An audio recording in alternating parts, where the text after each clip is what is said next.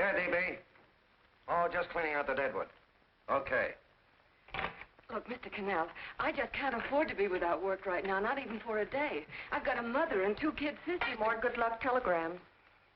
Well, you know how it is. I've just got to keep on working, see? Sorry, sister. I was sent down here to clean house. I told you I can't use your column anymore. It's lavender, no lace. Send those other people in.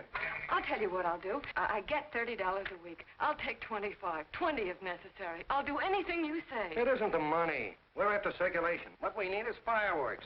People have been hit with sledgehammers. Start arguments. Oh, I can do that. I know this town inside out. Oh, give me a chance, All please. right, come in. Cashier's got your check. Who are these people? Gibbs, Furley, Cunningham, Giles. Hey, you sister. Don't forget to get out your last column before you pick up your check.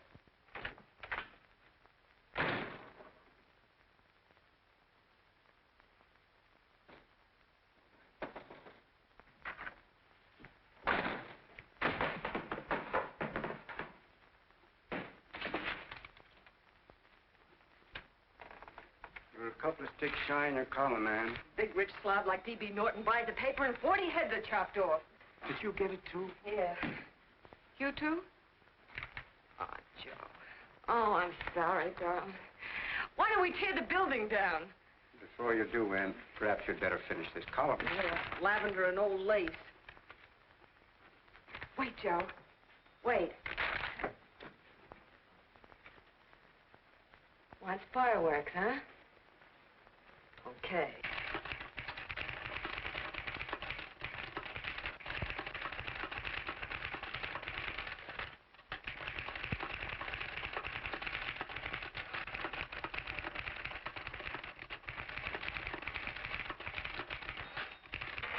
Here. Below is a letter which reached my desk this morning. It's a commentary on what we laughingly call a civilized world. Dear Miss Mitchell, 4 years ago, I was fired out of my job. Since then, I haven't been able to get another one. At first, I was sore at the state administration because it's on account of the slimy politics here we have all this unemployment. But in looking around, it seems the whole world's going to pot. So in protest, I'm going to commit suicide by jumping off the City Hall roof. Signed, a disgusted American citizen, John Doe. Editor's note, if you ask this column, the wrong people are jumping off the roofs. Hey, Ann, this is the old Fakeroo, isn't it? Never mind that, Joe. Go ahead. Sorry.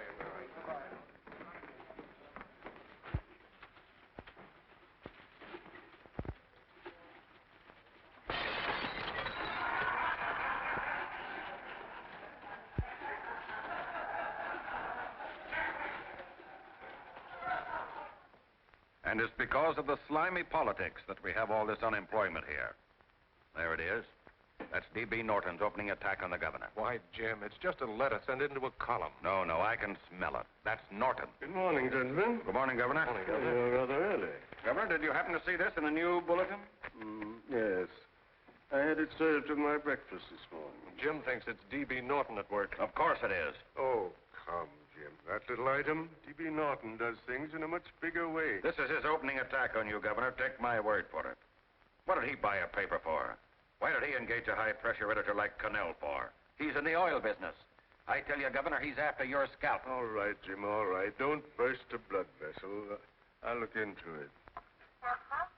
You get me Spencer of the Daily Chronicle, please? Yes, I saw it, Governor. If you ask me, that's a phony letter. Why, that gagger's got whiskers on it. Okay, I'll get the mayor and maybe the Chamber of Commerce to go after them. Get Mayor Lovett on the phone. Sorry, the mayor's busy on the other phone. Yes, I know, Mrs. Brewster. It's a terrible reflection on our city. I've had a dozen calls already. Spencer of the Chronicle. Hold him. Just a minute. Yes, Mrs. Brewster. I'm listening. I insist that this John Doe man be found and given a job at once. Now, if something isn't done about it, I'll call out the whole auxiliary. Yes, and the junior auxiliary, too. We'll hold a meeting and see that it is... Yes, Spencer? Oh, the governor? Well, what about me? It's my building he's jumping off of, and I'm up for re-election, too. What are you doing? Get Connell at the Bulletin. Why, he's liable to go right past my window. Get me Connell. What was that? What? Out the window. Something just flew by. I didn't see anything. Well, don't stand there, you idiot. Go and look. Open the window. Oh, why did he have to pick on my building? Is there a crowd in the street? No, sir. Then maybe he's caught on a ledge. Look again. I think it must have been a seagull. A seagull? What's a seagull doing around the city hall? That's a bad omen, isn't it? Oh, no, sir. The seagull is a lovely bird. It's all right, Mrs. Brewster. It was just a seagull. Connell? Nothing's happened yet. No, I'm watching. Don't worry, Mrs. Brewster. Just leave it all to me. Spencer, I'll call you back. Hello, Connell? What are you doing? This is the mayor. Yes, Mayor Lovett. How many times are you going to call me? I've got everybody and his brother and sister out looking for him. Did you see the box I'm running? An appeal to John Doe. Think it over, John. Life can be beautiful, says Mayor. If you need a job, apply to the editor of this paper and so forth and so forth. Okay, Mayor, I'll let you know as soon as I have something. What? Well, pull down the blinds. Went up to Miss Mitchell's house, boss. Boy, she's in a bad way. Where is she? Hey, do you know something? She supports a mother and 2 kids. What do you know about that? Did you find her? No. Her mother's awful worried about her. When she left the house, she said she was going on a roaring drunk. Of the girl, I mean. Go out and find her. Sure. Hey, but the biggest thing I didn't tell you, her old man's Doc Mitchell. You know the doctor saved my mother's life and wouldn't take any money for it? You remember that. Okay, boss, I'll go and look for her. Holy smokes, Commissioner, you've had 24 hours. Okay, Hawkshaw, grab a pencil. Here it is again.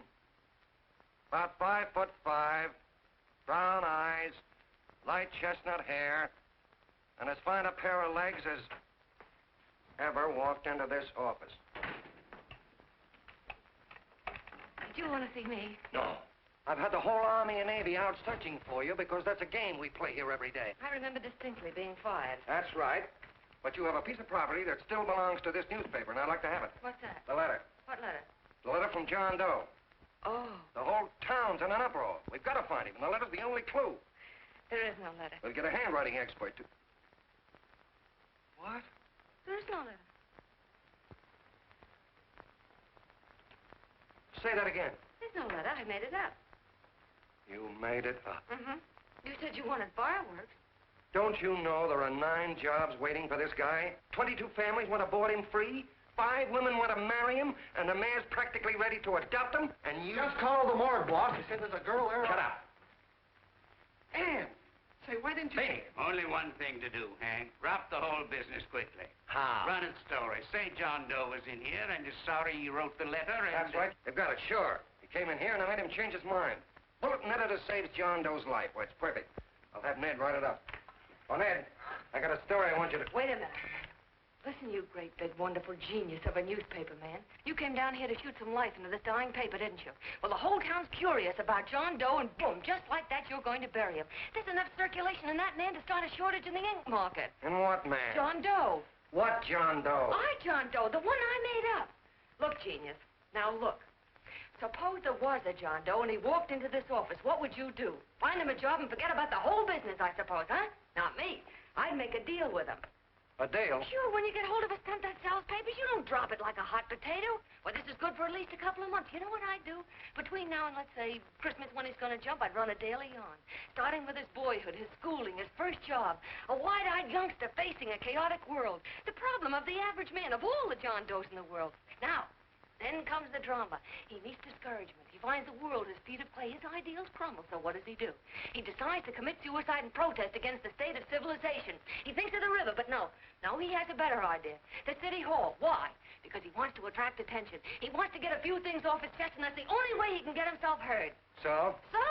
So he writes me a letter, and I dig him up. He pours out his soul to me. And from now on, we quote, I protest by John Doe. He protests against all the evils in the world. The greed, the lust, the hate, the fear. All of man's inhumanity to man. Arguments will start.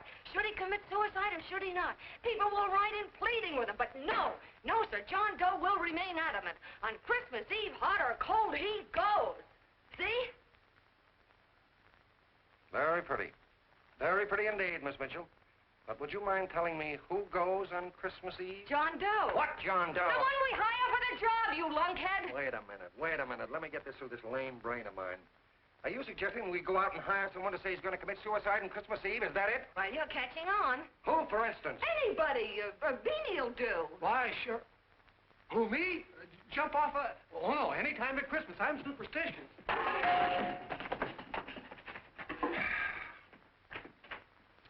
Miss Bishop, do me a favor. Will you go on out and get married and have a lot of babies, but stay out of newspaper business. Better get that story in, Hank. It's getting late. You're supposed to be a smart guy. If it was raining $100 bills, you'd be out looking for a dime you lost someplace.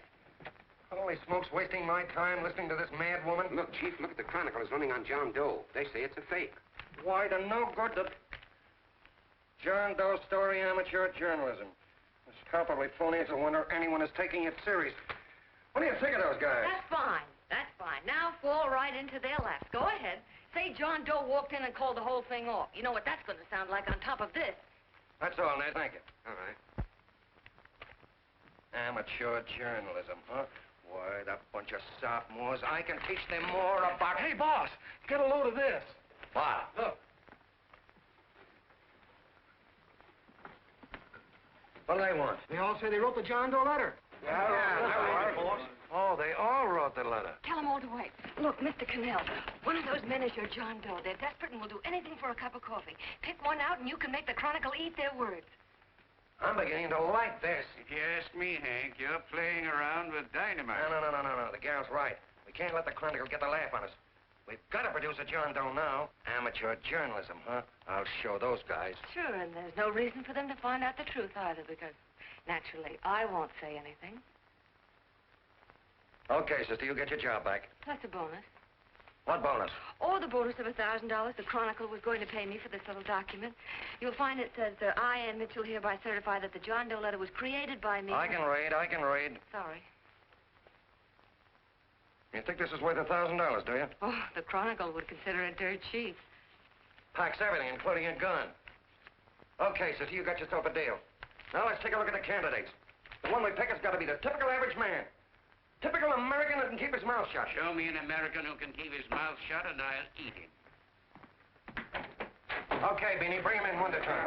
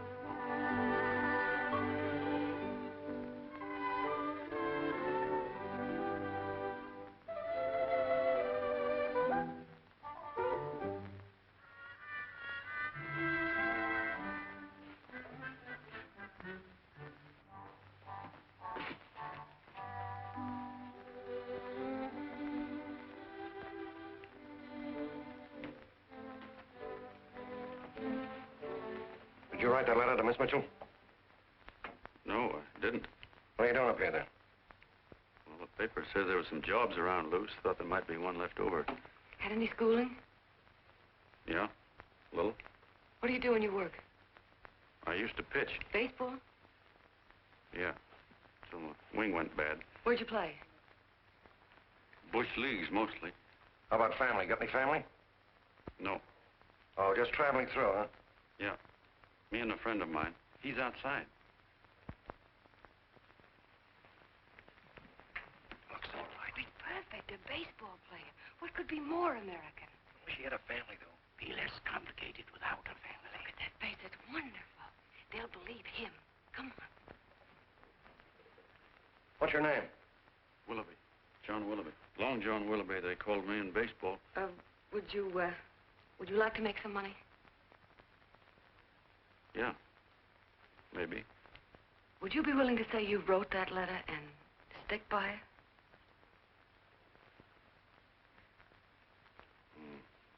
I get the idea. Yeah. Maybe. That's our man. He's made to order. I don't know. He don't seem like the kind of a guy that'd fall in line. When you're desperate for money, you do a lot of things, Mr. Connell. He's our man, I tell you. He fainted. Get the water quickly. Hurry up, Pop. Oh. Right here, sit down. Huh? You all right? Yeah, I'm all right. How many is that, 6?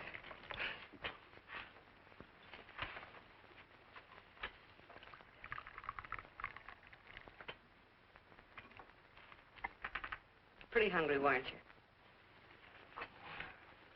this John Doe business is batty, if you ask me. Well, nobody asked you. Trying to improve the world by jumping off buildings. You couldn't improve the world if the buildings jumped on you. Don't mind the colonel. He hates people. He liked you well enough to stick around. Well, that's because we both play doohickeys. I met him in a boxcar a couple of years ago. I was fooling around with my harmonica, and he comes over and joins in. I haven't been able to shake him since.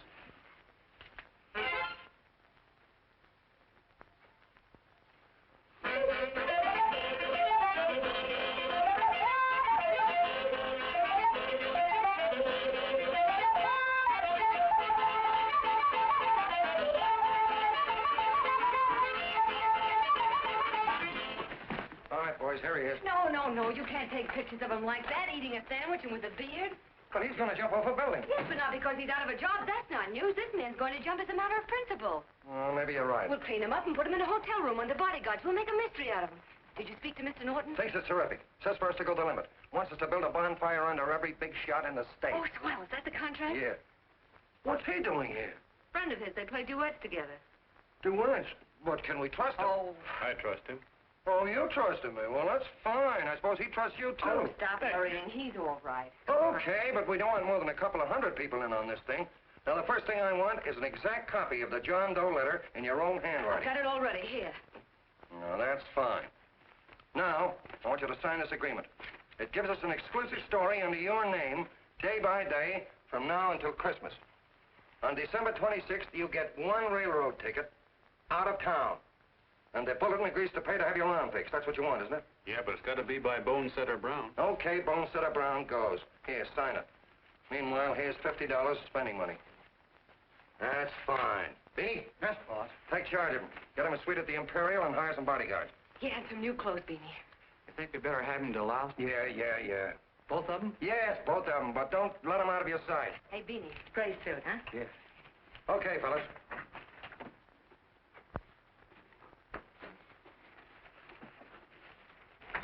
Take it easy, John Doe.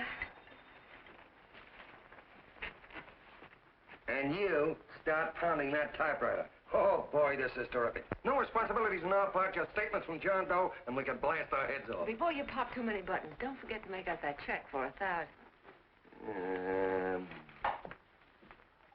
Okay, fellas, now, let me see. You sit outside the door. Nobody comes in, see? You two fellas sit in here.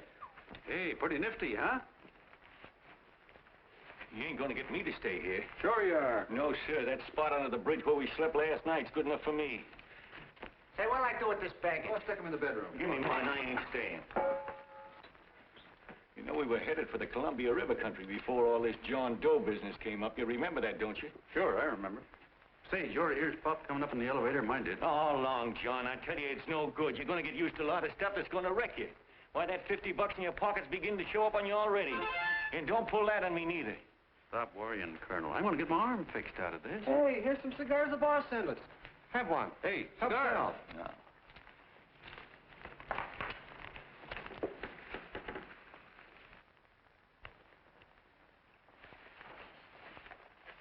Say, I'll bet you even the major leaguers don't rate an outfit like this. Here, make yourself comfortable. Paper? I don't read no papers, and I don't listen to radios either. I know the world's been shaped by a drunken barber, and I don't have to read it. I've seen guys like you go under before. Guys that never had a worry. Then they got a hold of some dough and went goofy. The first thing that happens to a guy... Get a load of the bedroom. No. The first thing that happens to a guy like that, he starts wanting to go into restaurants and sit down at a table and eat salads and cupcakes and tea. Boy, what that kind of food does to your system.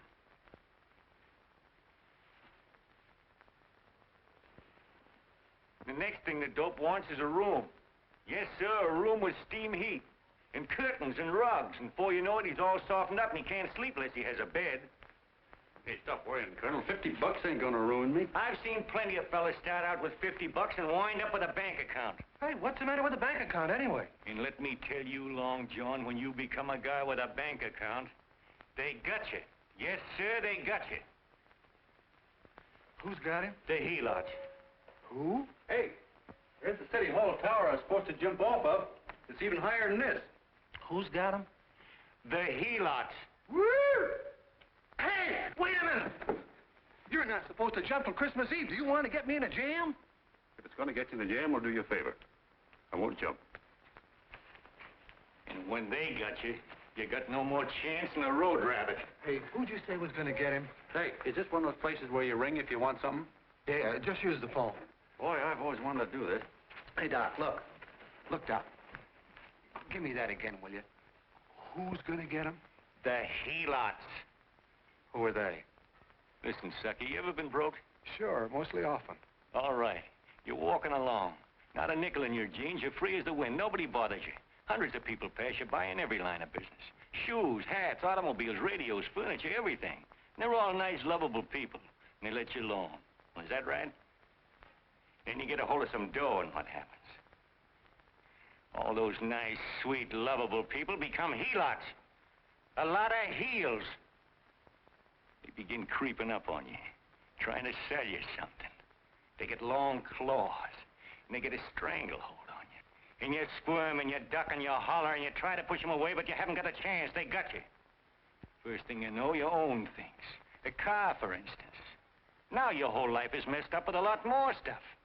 You get license fees, and number plates, and gas, and oil, and taxes, and insurance, and identification cards, and letters, and bills, and flat tires, and dents, and traffic tickets, and motorcycle cops, and courtrooms, and lawyers, and fines, and 1,000,001 other things. And what happens? You're not the free and happy guy you used to be. You gotta have money to pay for all those things. So you go after what the other fellas got. And there you are. You're a helot yourself.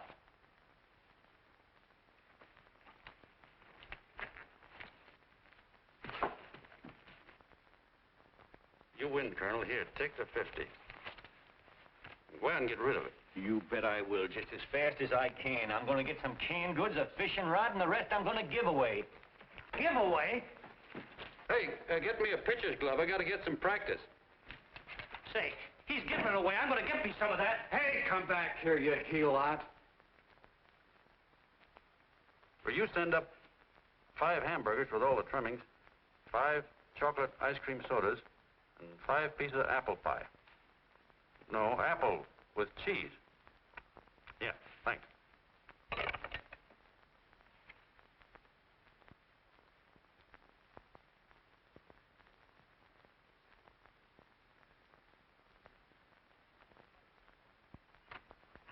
Hello there. Well, well. If it isn't the man about town. All set, Miss Ann. Hmm? Oh, yes.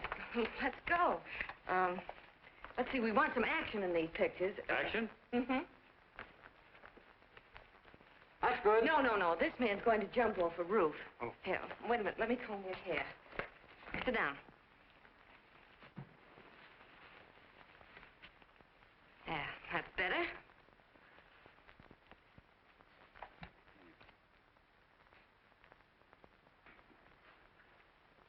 You know, he's got a nice face, hasn't he? Yeah, he's pretty. Sit down, quiet egghead. All right, now a serious expression. Can't. I'm feeling too good. Oh, come on now, this is serious. You're a man disgusted with all of civilization. With all of it? Yes, you're sore at the world. Come on now. Oh, crabby guy, huh? Yeah. No.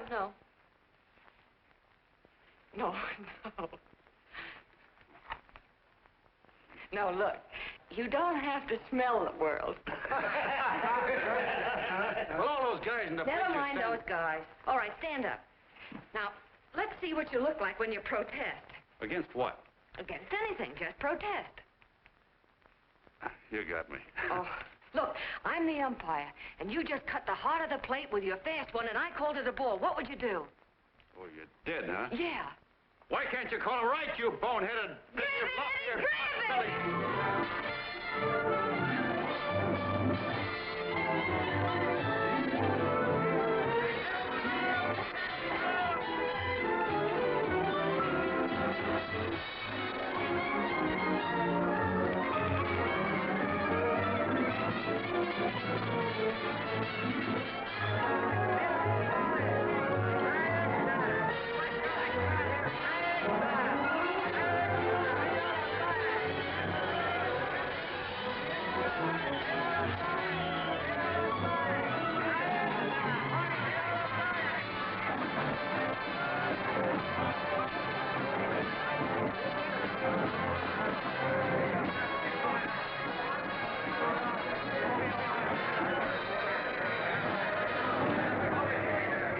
I don't care whose picture they're publishing. I still say that this John Doe person is a myth, and you can quote me on that. And I'm going to insist on his being produced for questioning. You know as well as I do that this whole thing is being engineered by a vicious man with a vicious purpose, Mr. D.B. Norton.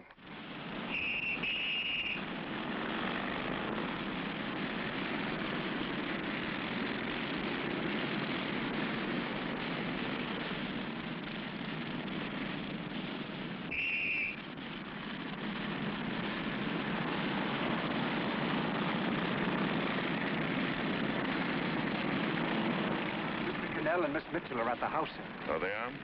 All right. Come on. Personally, I think it's just plain stupidity to drop it. Now, you should see a fan mail, thousands. Why, it's going over like a house afire. What are you afraid of, Connell? It's doubled our circulation. Yeah, but it's got everybody sore. Ads are being pulled. The governor's starting a libel suit. What's more, they all know John Doe's a phony, and they insist on seeing Well, what about it? Let them see him. We'll go on one better. They can also hear him. You own a radio station, Mr. Norton. Why not put him on the air? Watch out for this dame DB. She'll drive you batty. Oh, Look, we can't let him get to this Bush League pitcher and start pumping him. Good night. Now, tell him what that screwball might do. I walked in yesterday. Here he is, standing on a table with a fishing pole. Fly casting. Take my advice and get him out of town before this thing explodes in our faces. If you do, Mr. Norton, you're just as much of a dumb cluck as he is. Excuse me. No, you got yourself a meal ticket and you hate to Sure, let it's go. a meal ticket for me, I admit it, but it's also a windfall for somebody like Mr. Norton who's trying to crash national politics. That's what you bought the newspaper for, isn't it? You want to reach a lot of people, don't you? Well, put John Doe in the air and you can reach 130 million of them. He can say anything he wants and they'll listen to him. All right, we'll forget the governor and the mayor and all the small fry like that. This can arouse national interest. If he made a hit around here, he can do it every place else in the country. And you'll be pulling the strings, Mr. Norton.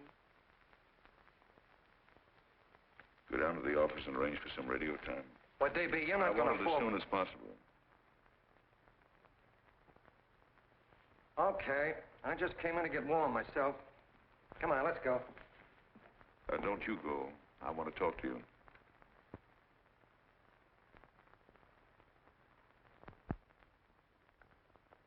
Sit down.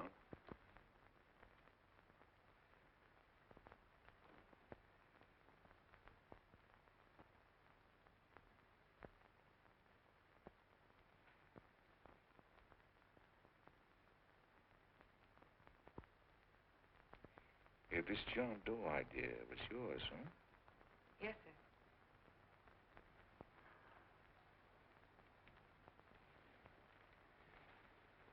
How much money do you get?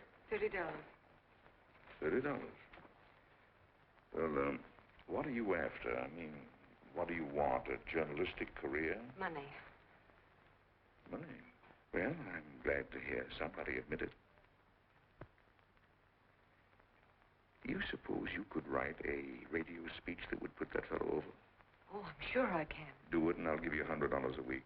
$100? That's only the beginning. You play your cards right, and you'll never have to worry about money again.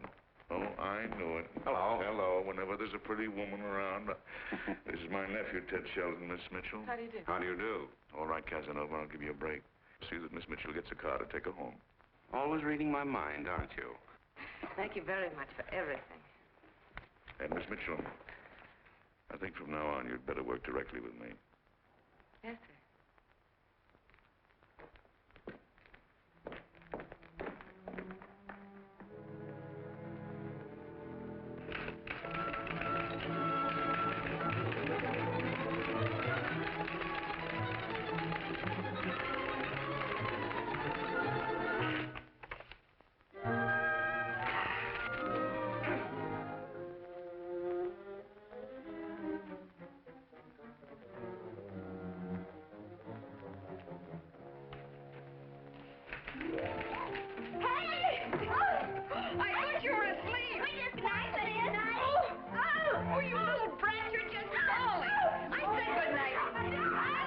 Come, children. It's past your bedtime. Come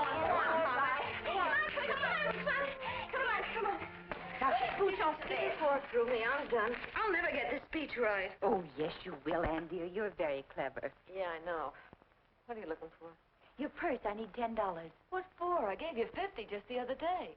Yes, I know, dear, but Mrs. Burke had her baby yesterday. 9 pounds. And there wasn't a thing in the house. And then the community chest lady came. And the 50's all gone, huh? Who's the 10 for? The Websters. The Websters. You remember those lovely people your father used to take care of. I thought I'd buy them some groceries. Oh, Anne, dear, it's a shame those... You're marvelous, Ma. You're just like Father used to be. Do you realize a couple of weeks ago we didn't have enough to eat ourselves? Well, yes, I know, dear, but these people are in such need. And we have plenty now. If you're thinking of that $1,000, forget it. It's practically all gone. We owed everybody in town. Now, you just got to stop giving all your money away. Oh, Anne, dear.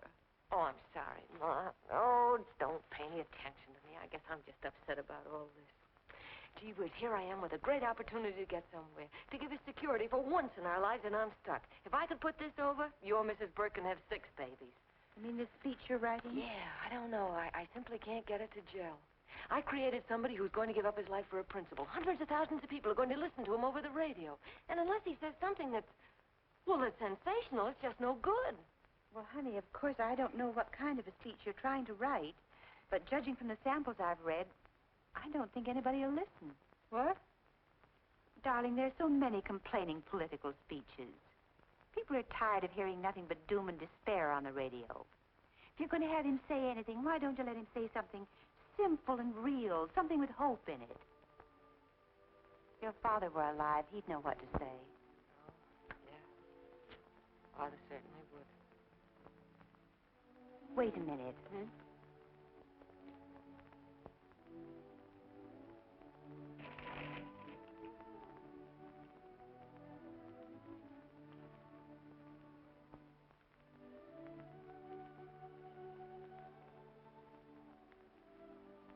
That's your father's diary, Anne. Father's... I never knew he had a diary. There's enough in it for 100 speeches. Things people ought to hear nowadays. You be careful of it, won't you, dear? Always help to keep your father alive for me. You bet I will, Ma. Wait a minute. John Doe don't want to sign no autograph. Well, what does he do all day? What does he do all day? He's writing out his memories. Sorry, lady, you can't see Mr. Doe. He wants to be alone. No, he just sits around all day and commutes with himself.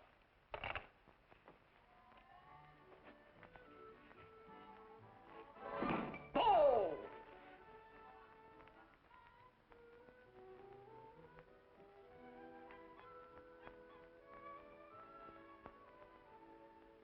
I don't know how you're going to stand it around here till after Christmas. I'll bet you ain't heard a train whistle in 2 weeks.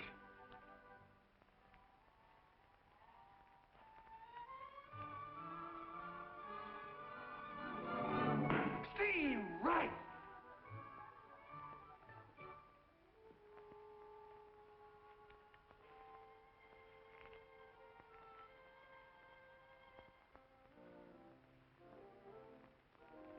I know why you're hanging around.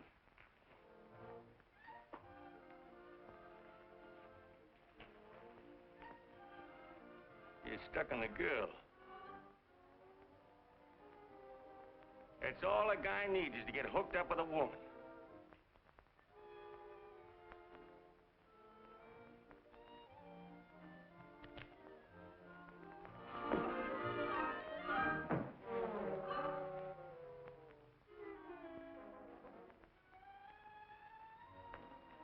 What was that, a single? First baseman dropped the ball. Butterfingers! Tough luck, pal.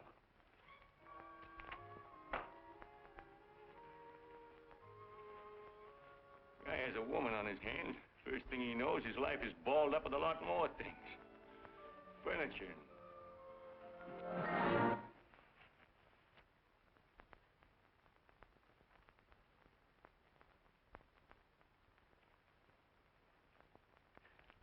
Did you get him?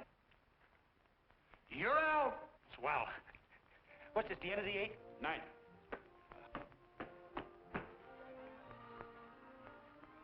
Hey, Beanie, there's a couple of mugs in the Chronicle snooping around out here. Ah. Come on, Angel Face. Gangway. What's the score, Angel Face? 3-2, our favor. Gee, that's great.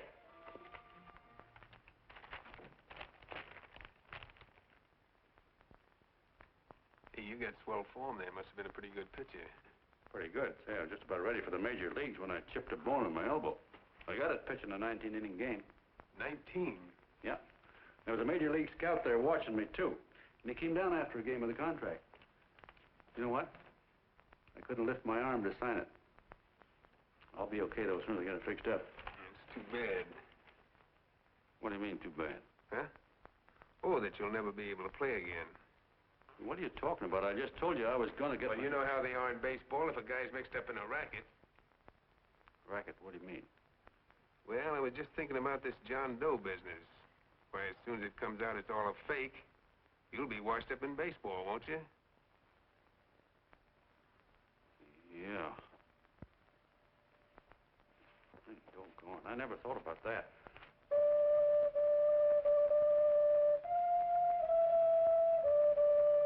Gosh. And another thing, what about all the kids in the country? The kids that idolize ball players. What are they going to think about you? Yeah. Hey, Colonel. Did you hear that? I gotta figure some way out of this thing. Elevators are still running. I know one way you can do it. How? Well, when you get up there on the radio, all you have to do is to say the whole thing's a frame-up.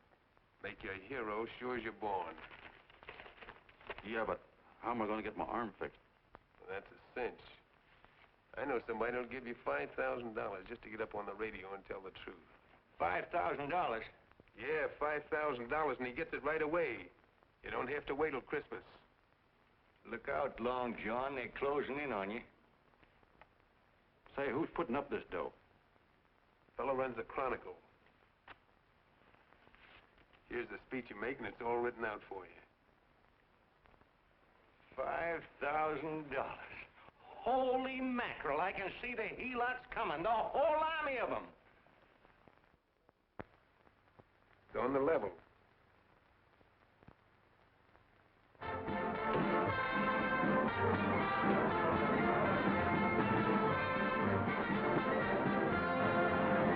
No, I'm sorry. Tickets for the broadcast are all gone. Phone the Bulletin. Sorry, no more tickets left.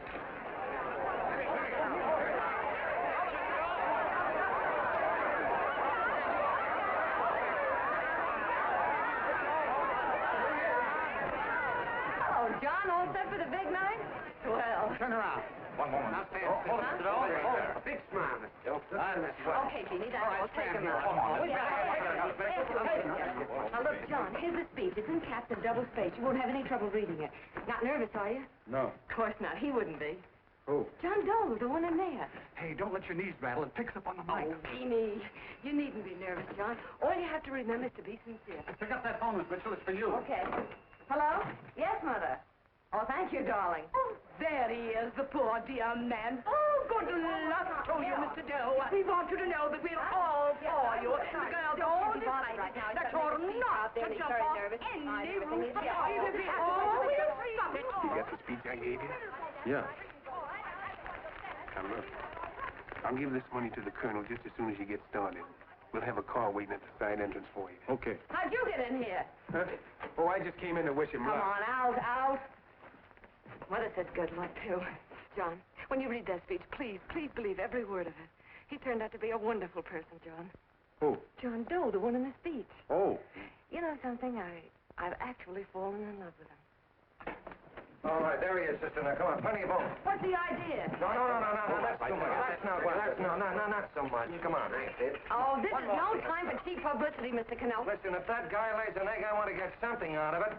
I'm getting a Jane Doe ready. Oh, come on. Here. Will you, fellas? Here you Give me a are. All right, kiss. that's I enough. have to make just one more. Well, that's fine, honey. You go ahead. All right, I need one more. Go ahead. How you doing? Oh. All right, Benny, bring him in. Holy smoke, a happy helot. There you are, boss, just like you ordered. Symbols of little people. Okay, get him up. All right, young fella. This is ridiculous, Mr. Connell. Come on, give me a kiss. It is on the airplane. Come on, Oh, fellas, I told you to No, come on, Come on, that's right. Do what you can get all the pictures you want. Thank you very much. Come on, will you? That's right. Come on, Snooks, you better bail out. So goodbye, Mr. Doe. Beanie. All right. Better get ready. 1 minute to go. Wow, Hey, 1 minute to go. The score is nothing to nothing. Now, please, John, You won't let me down, will you? Will you? Of course you won't. If you'll just think of yourself as the real John Doe. Listen, everything in that speech are things a certain man believed in. He was my father, John. When he talked, people listened. And they listened to you, too. Funny. You know what my mother said the other night? She said to look into your eyes, that I'd see Father there. Hey, what do you say? Okay, we're coming. Come on. Now, listen, John, you're a pitcher. Now get in there and pitch. Good luck. Give him room, let him through. Come on.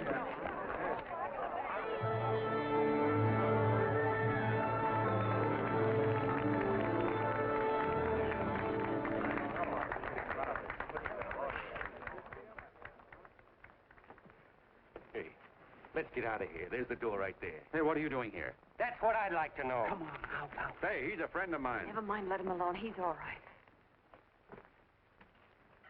I'll be right over there pulling for you. No, John, over here.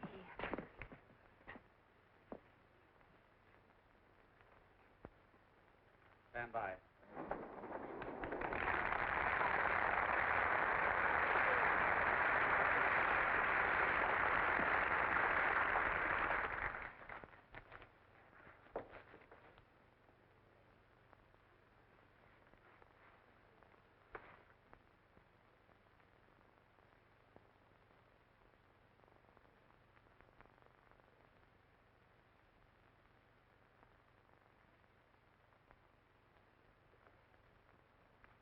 Phone the Chronicle. Tell them to start getting those extras out.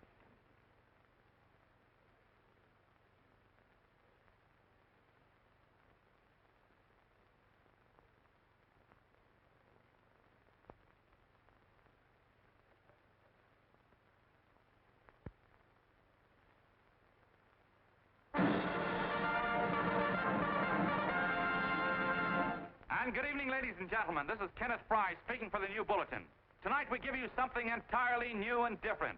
Standing beside me is the young man who has declared publicly that on Christmas Eve he intends to commit suicide, giving as his reason, quote, "I protest against the state of civilization," end quote. Ladies and gentlemen, the new Bulletin takes pleasure in presenting the man who is fast becoming the most talked-of person in the whole country, John Doe.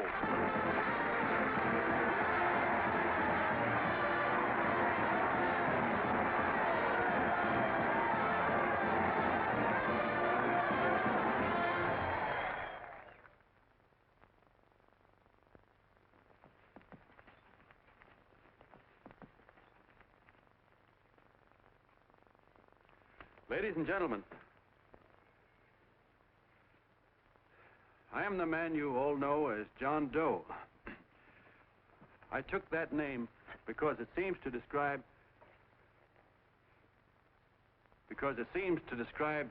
the average man. And that's me. and that's me. Well, it was me before I said I was going to jump off the city hall roof at midnight on Christmas Eve. Now I guess I'm not average anymore. Now I'm getting all sorts of attention. From big shots, too. We've been double-crossed. The mayor and the governor, for instance. They don't like those articles I've been writing. You're an imposter, young fellow. That's a pack of lies you're telling. Who wrote that speech for you?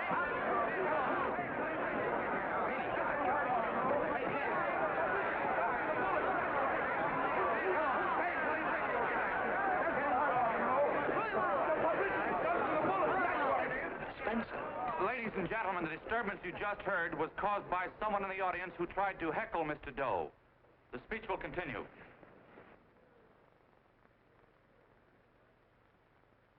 Well, people like the governor and that fellow there can stop worrying.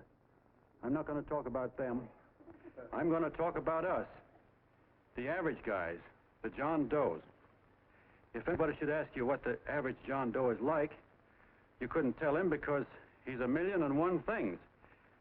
He's Mr. Big and Mr. Small. He's simple and he's wise. He's inherently honest, but he's got a streak of larceny in his heart. He seldom walks up to a public telephone without shoving his finger into the slot to see if somebody left a nickel there.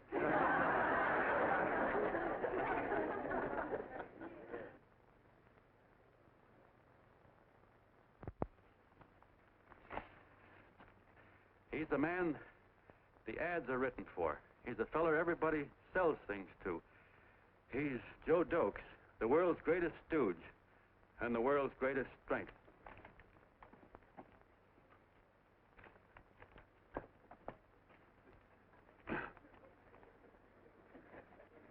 Yes, sir. Yes, sir, we're a great family, the John Does. We are the meek who are supposed to inherit the earth. You'll find us everywhere. We raise the crops, we dig the mines, work the factories, keep the books, fly the planes, and drive the buses. And when a cop yells, "Stand back there, you," he means us, the John Does. Well, what kind of a speech is that? Didn't you read it? We've existed since time began. We built the pyramids. We saw Christ crucified, pulled the oars for Roman emperors, sailed the boats for Columbus, retreated from Moscow with Napoleon, and froze with Washington at Valley Forge. Yes, sir. We've been in there dodging left hooks since before history began to walk. In our struggle for freedom, the canvas many a time, but we always bounce back because we're the people, and we're tough.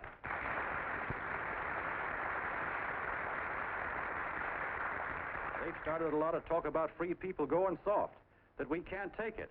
That's a lot of hooey. A free people can beat the world at anything, from war to tiddlywinks, if we all pull in the same direction.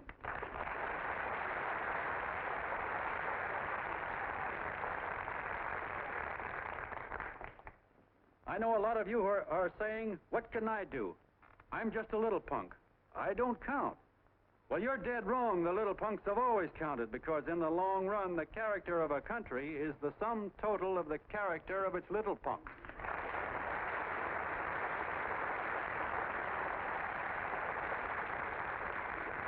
But we've all got to get in there and pitch. We can't win the old ball game unless we have teamwork. And that's where every John Doe comes in. It's up to him to get together with his teammate. And your teammate, my friends, is the guy next door to you. Your neighbor. He's a terribly important guy, that guy next door. You're going to need him, and he's going to need you, so look him up. If he's sick, call on him. If he's hungry, feed him. If he's out of a job, find him one. To most of you, your neighbor is a stranger, a guy with a barking dog and a high fence around him. Now, you can't be a stranger to any guy that's on your own team. So tear down the fence that separates you. Tear down the fence, and you tear down a lot of hates and prejudices. Tear down all the fences in the country, and you really have teamwork.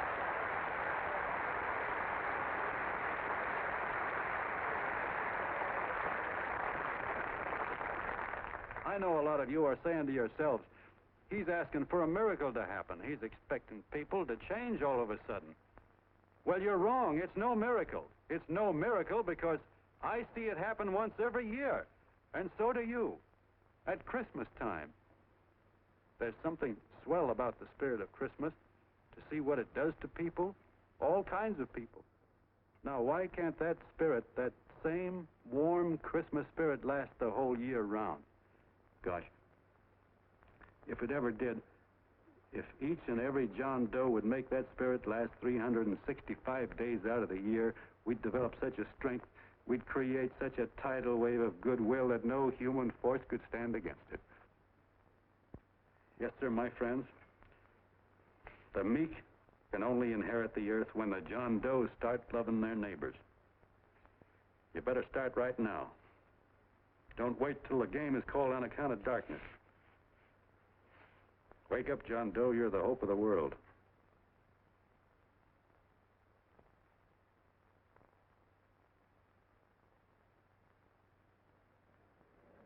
John, you were wonderful.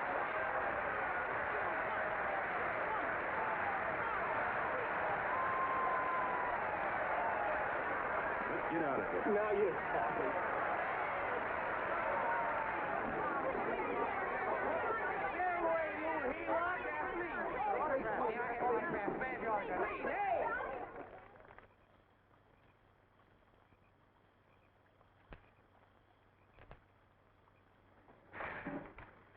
knew you'd wake up sooner or later. Boy, am I glad we got out of that mess. I had the 5,000 bucks sewed up. Could have been on my way to old Doc Brown.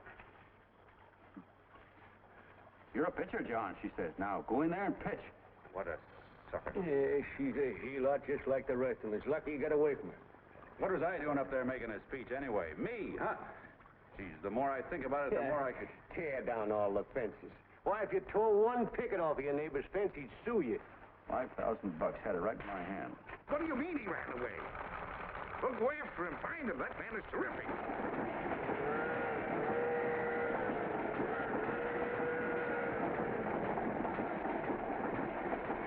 Columbia River, here we come.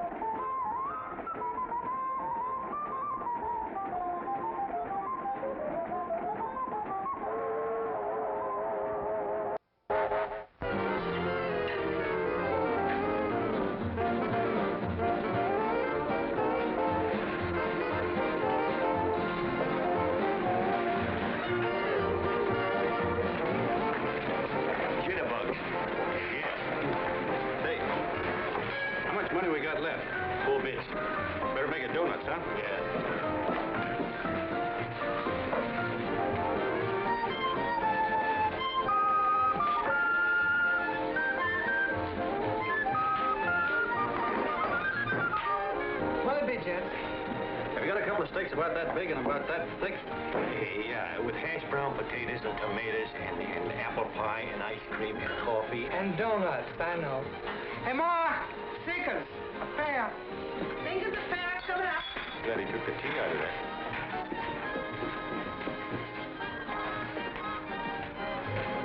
Hey, look. Join the John Doe Club. John Doe Club?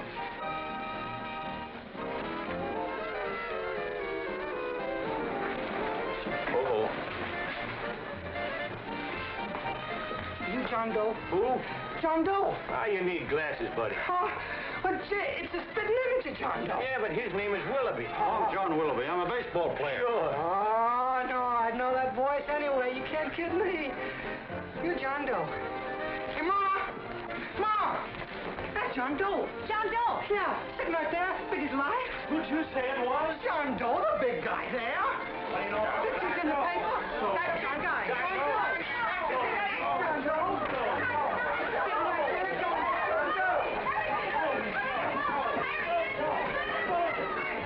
Hey, operator. Dan Beaner. Look, call everybody in town. John Doe was just in my place. Yeah, he ordered donuts.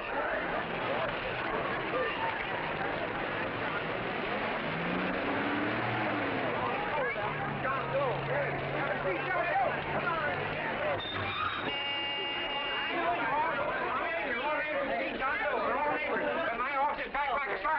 What does John Doe look like, Mr. Mayor? Oh, he's one of those great big outdoor type men. No, you can't see him. You didn't vote for me the last time. Shame on you. What are you doing there? Get off my front porch anyhow. Mr. Norton come yet? Oh, well, I wonder where he's at. What's keeping him? He should have been here 15 minutes ago. Oh, there he comes now. Now, everybody on your dignity. Don't do anything to disgrace us. A little town, but we got to show off. Then let me talk to him. All right, but present it to him as a great cause for the common man. Ah, here he comes. Now, give him room down there. Give him room, folks. Come on now. Come on, here he comes. Here he comes. Here, Mr. Norton. How do you do, Mr. Norton? I'm Mayor Hawkins. Get Mr. Miles back. Let me go, you darn tool. I'm the mayor. Mr. Norton. Mr. Norton. Mr. Norton. I'm Mayor Hawkins. Your office telephoned me to hold him. Well, that's fine. How is he? Oh, he's fine. He's right in my office there. You know, it's a big honor having John Doe here, and you too. Haven't had so much excitement since the old city hall burned down. People are so excited and they're tourist clothes off. Oh, Matilda, darling, phone the newspapers, tell them Mr. Norton's here. Step right inside, Mr. Norton. My office. Very comfortable here, Mr. Norton. Just had it air conditioned. Gangway, please. Make room for Mr. Norton. Gangway. Gangway. Here he is, Mr. Norton. Well taken care of. The neighbors are serving him a light lunch. Hello, John.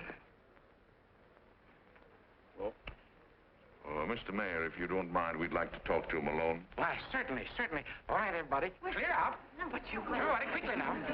Come on, look at that. Come on. Come on. That's right. All right.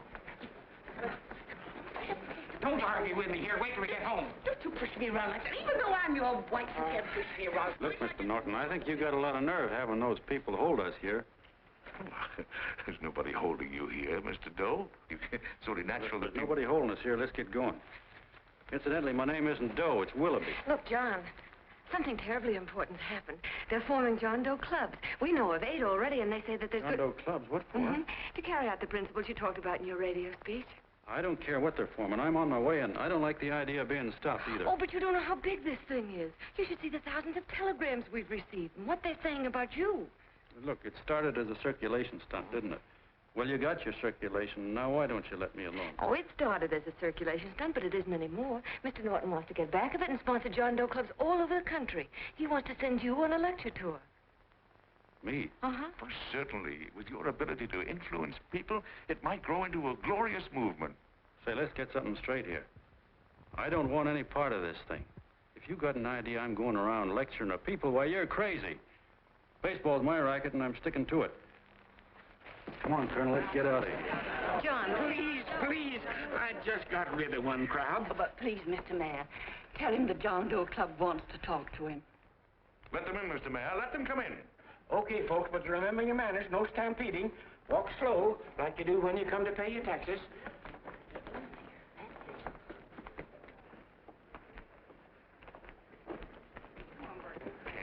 All right, give me a chance. Come right in.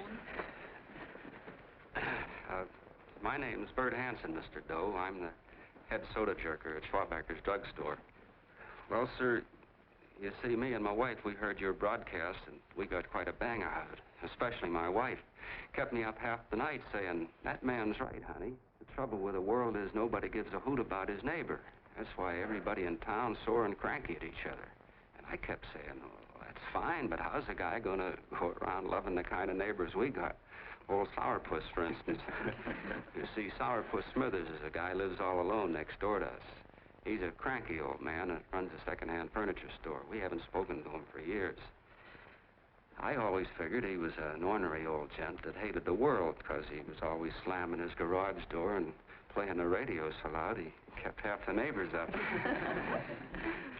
Well, anyway, the next morning I'm out watering the lawn and I look over and there's Sourpuss on the other side of the hedge straightening out a dent in his fender. And my wife yells to me out the window. She says, go on, speak to him, Bert. And I figured, well, heck, I can't lose anything, so I yelled over to him, good morning, Mr. Smithers.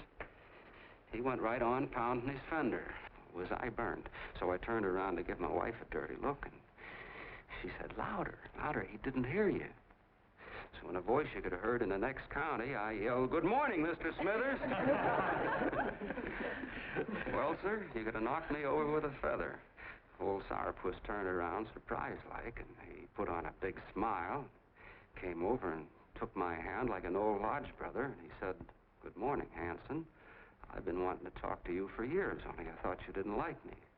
And then he started chatting away like a happy little kid, and he got so excited his eyes all...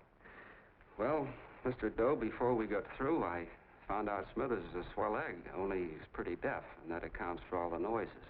And he says it's a shame how little we know about our neighbors. And then he got an idea, and he said, how's about inviting everybody someplace where we can all get together and know each other a little better? Well, I'm feeling so good by this time, I'm ripe for anything, so Smithers goes around the neighborhood inviting everybody to a meeting at the schoolhouse, and I tell everybody that comes in the store, including Mr. Schwabacker, my boss. I'm talking too much.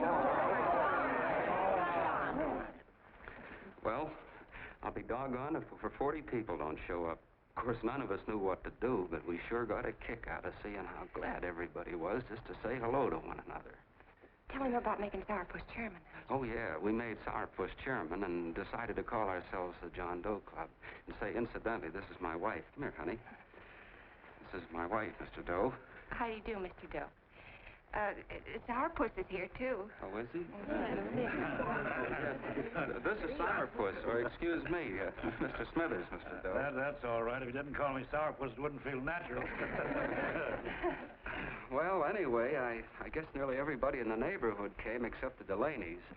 The Delaney's live in a big house with an iron fence around it, and they always keep their blinds drawn. And we always figured that he was just an old miser that sat back counting his money, so why bother about inviting him? Until Grimes, the milkman, spoke up, and he said, say, you've got the Delaney's all wrong. And then he tells us about how they canceled their milk last week, and how when he found a note in the bottle, he got kind of curious-like, and he sort of peeked in under the blinds and found the house was empty. If you ask me, he says, they're starving. Old man Delaney has been bringing his furniture over to my place at night, one piece at a time, and selling it. Yeah. And, well, sir, a half dozen of us ran over there to fetch him, and we brought him to the meeting. And what a reception they got. Why, everybody shook hands with him and made a fuss over them, and, well, finally, Mr. and Mrs. Delaney just sat right down and cried. And then we started to find out about a lot of other people. Yeah, sure. Well, you know Grubel, for instance. Grubel's here. Yeah, that's a... You don't know Grubel, but he's a man that everybody figured was the worst no-account in the neighborhood because he was living like a hermit, and nobody would have anything to do with him. That isn't Little Murphy. The postman told us the truth. Why, Grubel, he says, he lives out of garbage cans because he won't take charity, because it'd ruin his self-respect, he says. Just like you said on the radio, Mr. Doe. Well, sir, about a dozen families got together and gave Grubel a job watering their lawns. Isn't that wonderful? And then we found jobs for 6 other people, and they've all gone off for leave. Yeah, and my boss, Mr. Schwabecker, made a job in his warehouse for old man Delaney. And he gave you that $5 raise. Yeah, wasn't that swell? Why, Bert, I feel slighted. I'd like to join, but nobody asked me. I'm sorry, Mayor, but we voted that no politician could join. Just the John Does of the neighborhood, because you know how politicians are. Well, the reason we wanted to tell you this, Mr. Doe, was just to give you an idea of what you've started. And from where I'm sitting, I don't see any sense in you jumping off any building. No. Well, thank you for listening. Goodbye, Mr. Doe. You're a wonderful man. And it strikes me you can be mighty useful walking around for a while. Say goodbye, Mr. Doe. Goodbye, Mr. Doe.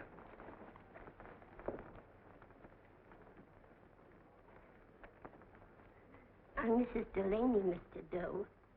And God bless you, my boy.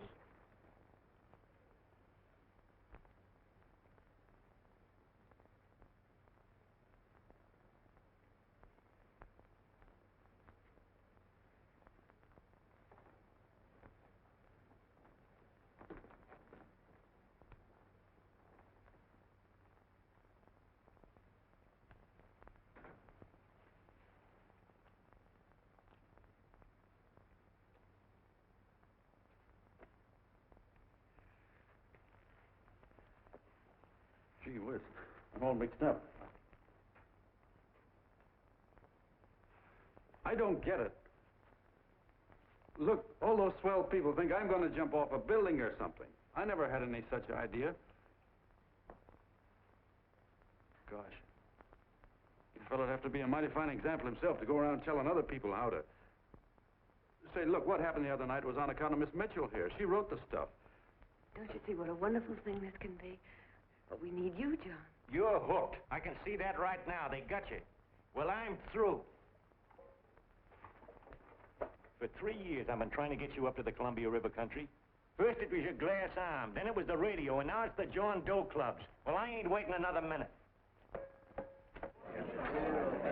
Gangway, you helots! Hey, Colonel, wait a minute.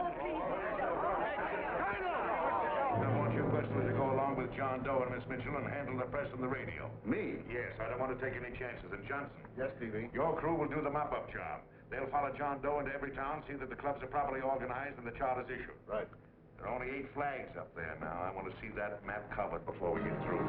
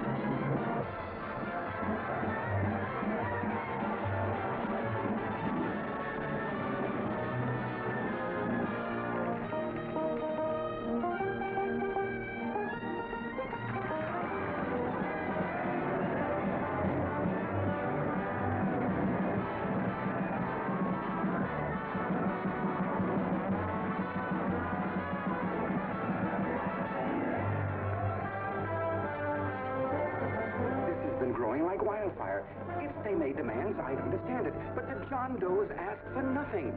People are going off relief. If this keeps up, I'll be out of a job. As soon as they get strong enough, we'll find out what John Doe wants. 30 every Thursday. 60 at 60. Who knows what? I'm sorry, boss. They just won't let anybody talk politics to them. It's crazy. We've got to get to them. They represent millions of voters.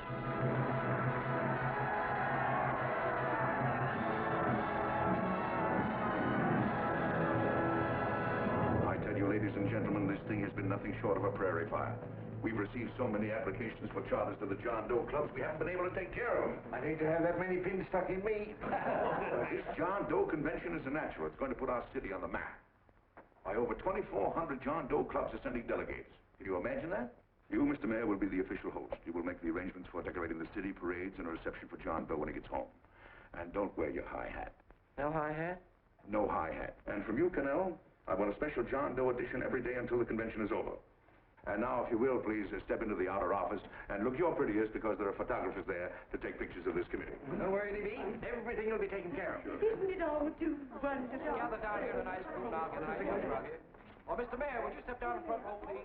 You ladies get close to him. That's it. Well, I don't get it. Get what? Look, D.B., I'm supposed to know my way around. This John Doe movement has cost you a fortune. Now, this convention is going to cost plenty. Well? Well, I'm stuck with 2 and 2, and I'm a sucker if I can make 4 out of it. Where do you come in? I'll have the satisfaction of knowing that my money has been spent for a worthy cause. I see. I better stick to running the paper, huh? I think maybe you better have. And Connell, I'd like to have the John Doe contract, all the receipts for the money we advanced him, and the letter Miss Mitchell wrote, which I gave her $1,000. Yes, sure. Well, we leave for the airport. Half an hour. Is that Johnny boy's room? Better hustle him up. He'll be ready on time. He's packing. Ah, good. Did you see his picture on the cover of Time? Yeah. I gotta give you credit, Annie girl. I've handled a good many big promotions in my time. Everything from a World's Fair to a channel swimmer. But this one has certainly got me spinning. And now a John Doe convention. Wow. Say, if you could only get him to jump off the City Hall roof on Christmas Eve, I'd guarantee you 500,000 people there. Charlie. Huh? What do you make of him? Oh, Johnny boy? Well, I don't know what angle you want, but I'll give it to you quick. Number 1, he's got great yokel appeal, but he's a nice guy. Number 2, he's beginning to believe he really wrote that original suicide letter that you made up. Number 3, he thinks that you're Joan of Arc or something. Yeah, I know. Number 4, well, you know what number 4 is. He's nuts about you. Yeah, it's running out of his ears. You left out number 5. We're all healed, me especially. Holy smoke. Come in.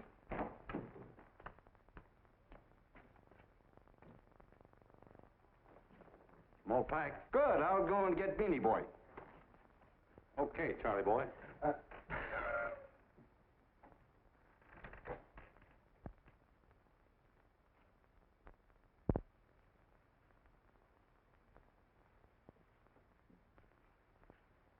Can I help you pack? No, thank you.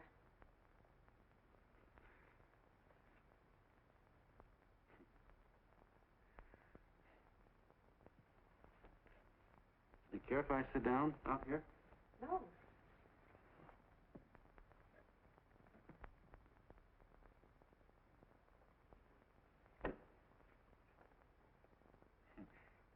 You know, I had a crazy dream last night.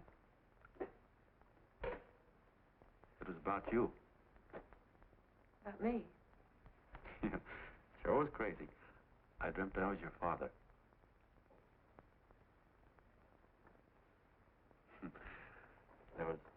There was something I was trying to stop you from doing.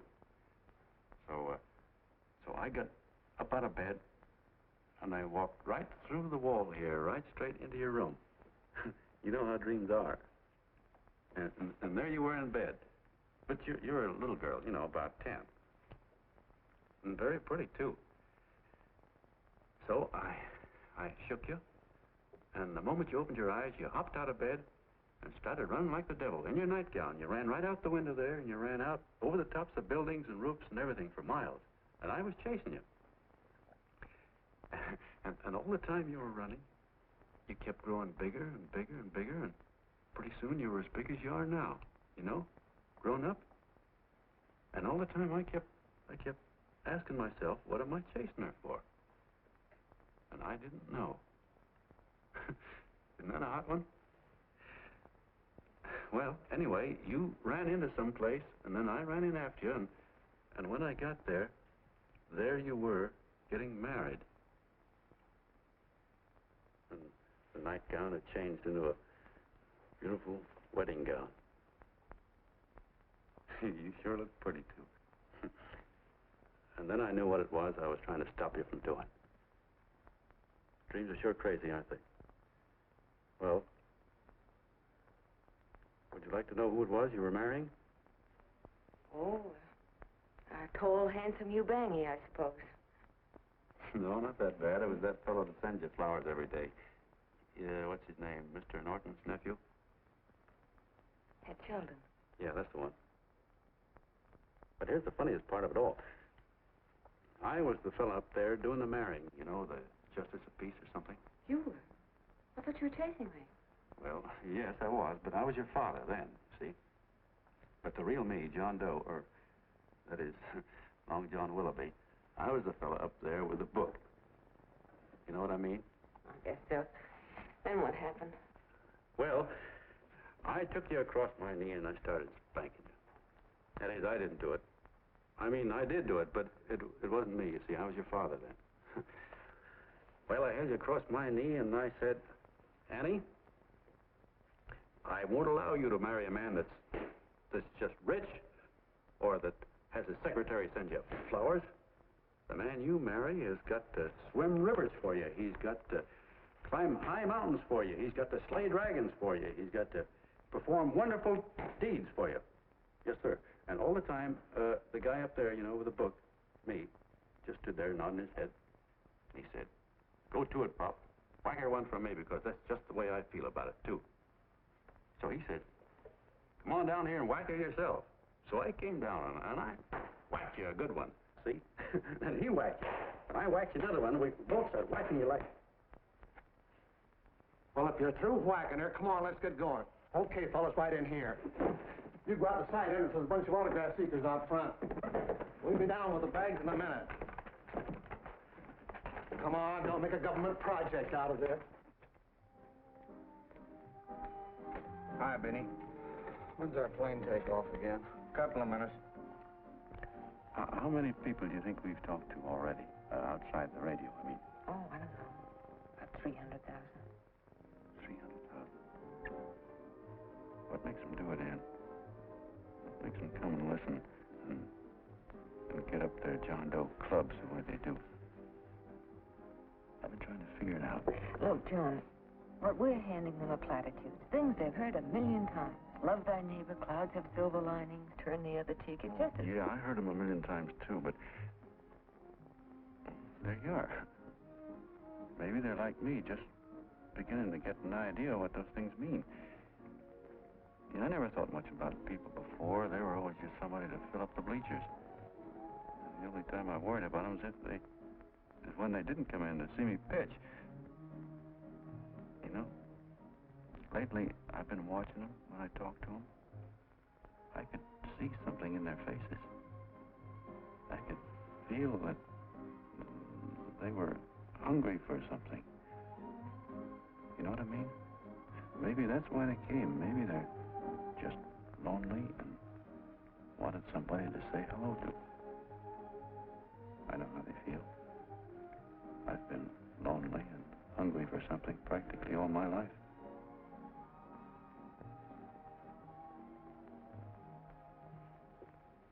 All aboard, folks.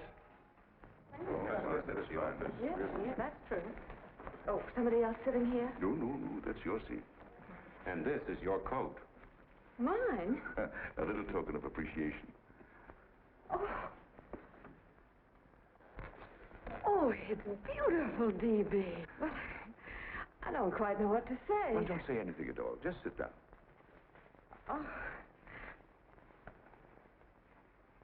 Go ahead, open it.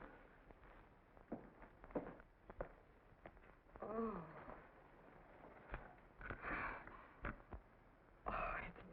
Lovely. And a new contract goes with it. Well, come on, spring it. You've got something on your mind. Must be stupendous. You know, that's what I like about it. Right to the point, like that. All right, Practical Annie. Here it is. Tomorrow night, before a crowd of 15,000 people and talking over a nationwide radio hookup, John Doe will announce the formation of a third party. A third party? Yes, the John Doe Party. Devoted entirely to the interests of all the John Does all over the country, which practically means 90% of the voters. He will also announce the third party's candidate for the presidency. A man whom he personally recommends, a great humanitarian, the best friend the John Does have. Mr. D.B. Norton. Yes.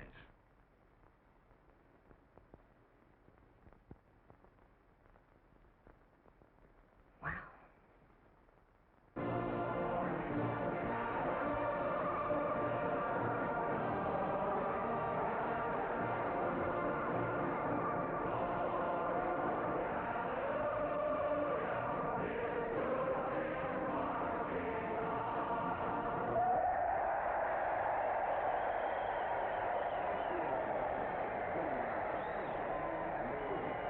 The opening of the convention is hours off. The delegates are already pouring into the ballpark by the droves, with lunch baskets, banners, and petitions asking John Doe not to jump off any roof. But no matter how you look at it, it's still a phenomenal movement. These John Does, or the hoi polloi, as you've heard people call them, have been laughed at and ridiculed, but here they are, gay and happy, having traveled thousands of miles, their expenses paid by their neighbors, to come here to pay homage to their hero, John Doe. And in these days of wars and bombings, it's a hopeful sign that a simple idea like this can sweep the country. An idea based on friendliness, on giving and not taking, on helping your neighbor and asking nothing in return. And if a thing like this can happen, don't let any of your grumbling friends tell you that humanity is falling apart. This is John B. Hughes, signing off now and returning you to our main studio until 9 o'clock, when the convention will officially open. Oh, John, come in. Say, I'm kind of... It's raining out a little. That's all right. It's good to see you. Sit down. Thanks.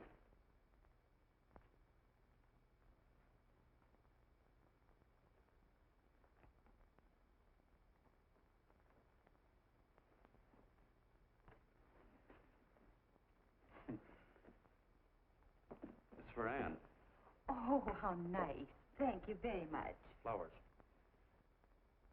I'm terribly sorry she isn't here. She isn't? No, she just left. I'm surprised you didn't run into her. She went over to Mr. Norton's house. Oh. Did you want to see her about something important? Yeah. Well, no, it'll wait.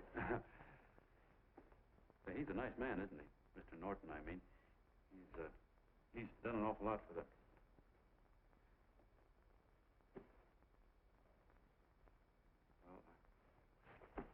Say, my coat's pretty wet. I'm afraid I might have wet the couch a little.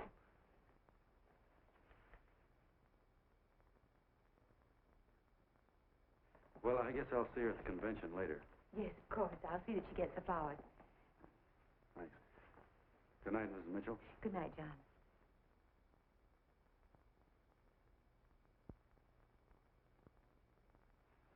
Say, Miss Mitchell,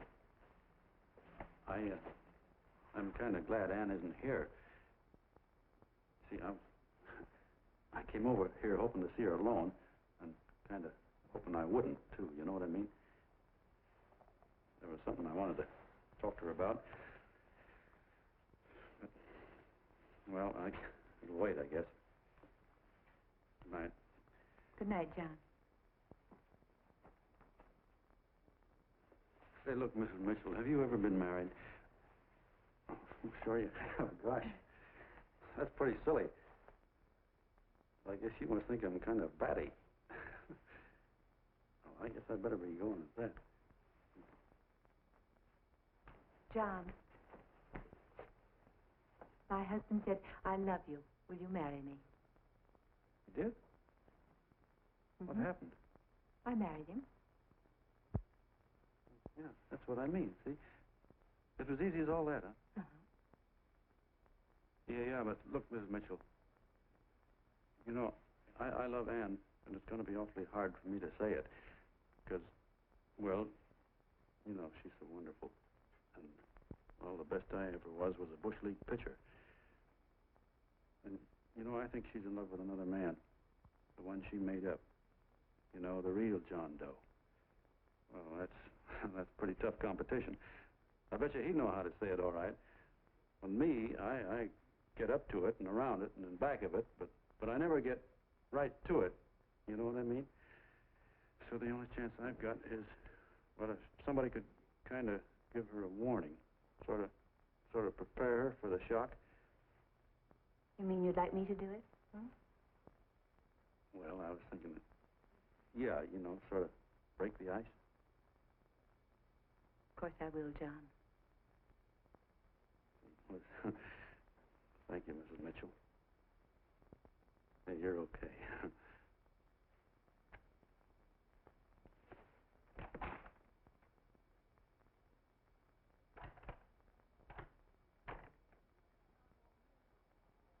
This John Doe meeting is going to be one of the biggest things that ever happened. Why, they're coming from all over. Trains, boxcars, wagons. Look out! Hello, bodyguard. Hey, had your dinner yet? Not yet. Oh, that's all right. Look, no, go ahead and have your dinner. Wait a minute, John.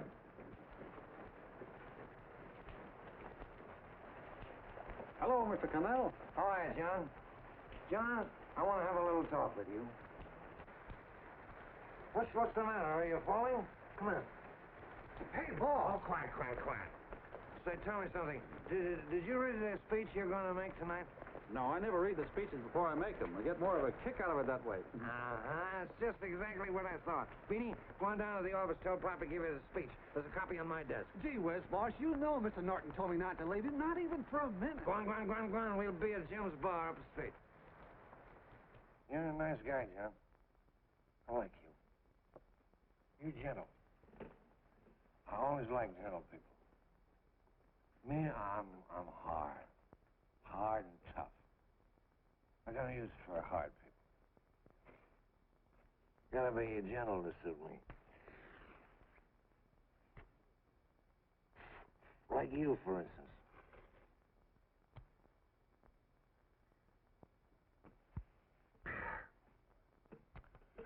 Yep, I'm hard. But you wanna know something? I've got a weakness. I guess that, would you? I have. Want to know this? Star-Spangled Banner. Screw you. Well, maybe it is, but play the Star-Spangled Banner. I'm a sucker for it. Always gets me right here.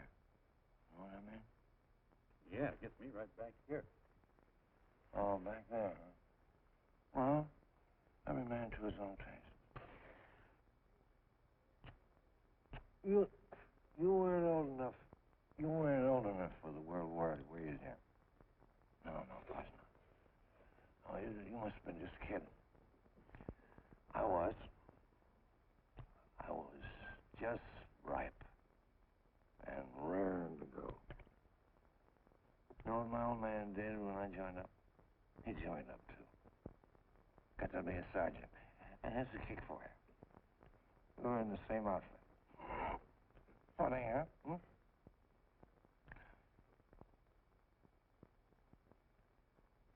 He was killed, John. I saw him get it. I was right there, and I saw it with my own eyes.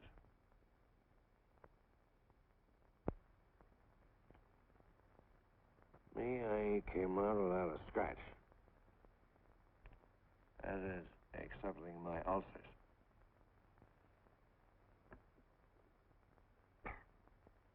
We should be drinking milk, you know. This stuff is poison. Hey, Tubby. Yes, Mr. Connell? What do you say, huh? All right. Yep, I'm a sucker for this country.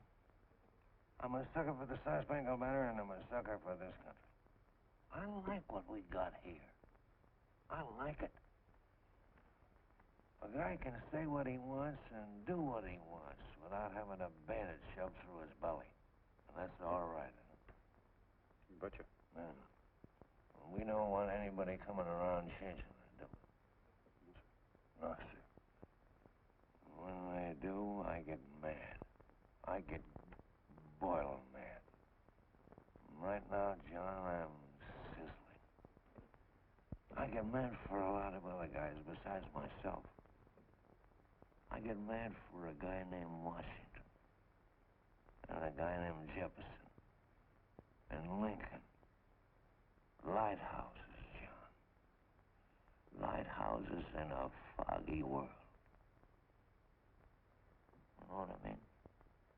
Yeah, you bet. Listen, pal. This fifth column stuff is pretty rotten, isn't it? Yeah, it certainly is. And you'd feel like an awful sucker if you found yourself marching right in the middle of it, wouldn't you? You. Of course, you wouldn't know it because you're gentle. But that's what you're doing. You're mixed up with a skunk, my boy. A no-good, dangerous skunk. So you're not talking about Mr. Norton, are you? I'm not talking about his grandfather's pet poodle. You must be wrong, Mr. Connell. 'Cause he's been marvelous about the John Doe clubs. Yeah? Say, you're as sold on this John Doe ad, aren't you? Sure. Sure. I don't blame you. So am I. It's a beautiful miracle. A miracle that can only happen right here in the good old USA. And I think it's terrific. What do you think of that? Me, hard-boiled Connell, and I think it's plenty terrific. All right. Now, supposing a certain unmentionable worm whose initials are DB was trying to use that to shove his way into the White House so he could put the screws on, so he could turn out the lights in those lighthouses. What would you say about that, huh? Nobody's going to do that, Mr. Connell. They can't use the John Doe clubs for politics. That's the main idea. Is that so? Then what's a big political boss like Hammett doing in town? And a labor leader like Bennett? And a lot of other big shots are up at DB's house right now. Wolves, John. Wolves. Waiting to cut up the John Does. Wait till you get a gander at the speech you're going to make tonight. You're all wet. Miss Mitchell writes those speeches. Nobody can make her write that kind of stuff. They can't, huh? Who do you think writes them? My Aunt Emma? I know she writes them. And gets a big bonus for doing them, too. A mink coat and a diamond bracelet. Don't write them. Why, that gold-grabbing dame would double-cross her own mother for a handful of Chinese yen. Shut up. If you weren't drunk, I'd... Hey, boss. Here's the speech, boss. Hey. Go on and read it, John, and then start sucking. Hey, wait a minute, Mr. Doe. Tubby? Yes, sir. Better bring me a glass of milk. I'm smoking too much. Yes, Charlie? Got everything all set? Fine. John Doe been taken care of? Good. How many people do you think will be there? 15,000? Oh, my, that's fine. Now, listen, Charlie. As soon as John Doe stops talking about me, I want you to start that demonstration. And make it a big one, you understand? Don't worry about that, DB. My boys are there. They'll take care of it. What? Yes, I'll be there 15 minutes after I get your call. Why, Mr. Doe. Where are they?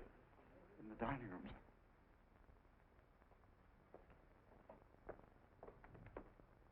Now, gentlemen, I think we're about ready to throw that great big bombshell. Yeah, well, it's about time. Even a conservative estimate shows that we can count on anywhere between 10 and 20 million John Doe votes. Add to that the labor vote that Mr. Bennett will throw in, the votes controlled by Mr. Hammett and the rest of you gentlemen in your own territories, and nothing can stop us. As I said before, I'm with you, providing you can guarantee the John Doe vote. Don't worry about that. You can count on me on one condition. Little Bennett's got to be taken care of. Didn't I tell you that everybody in this room would be taken care of?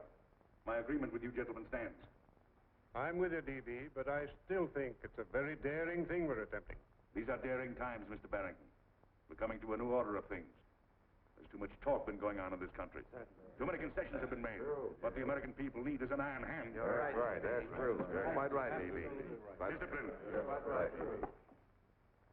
And now, may I offer a little toast to Miss Ann Mitchell, the brilliant and beautiful lady who is responsible for all this. Mr. Norton, I'd like to talk to you alone for a minute. Oh, Miss Mitchell has something to say to us.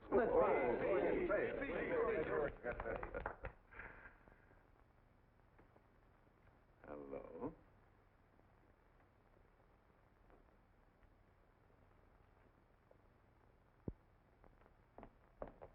John, I'm so glad to see you.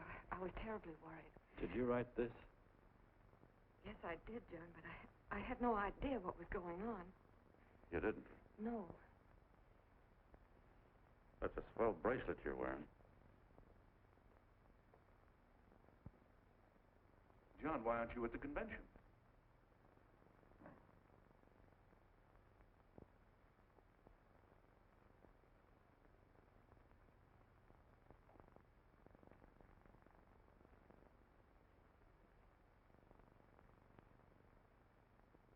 Is there anything wrong? No, nothing's wrong. Everything's fine.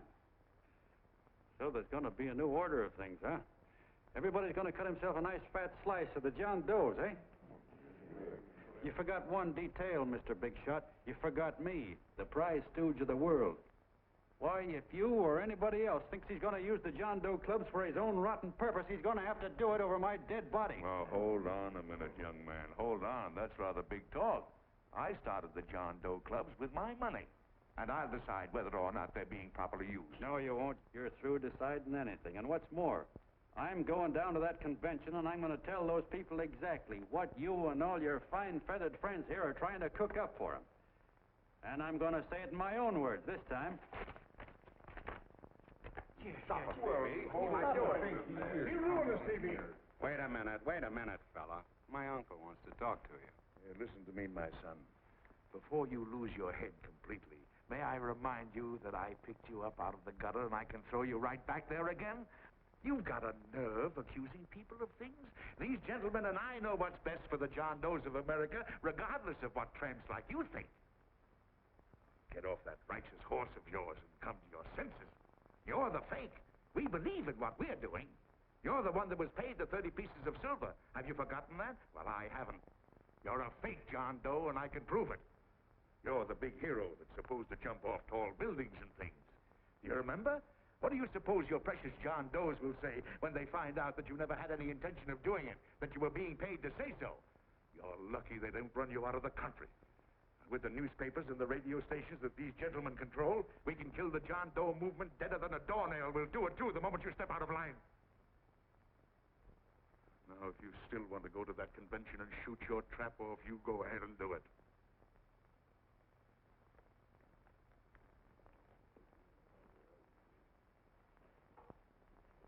You mean to tell me you try to kill the John Doe movement if you can't use it to get what you want? You bet your bottom dollar we would.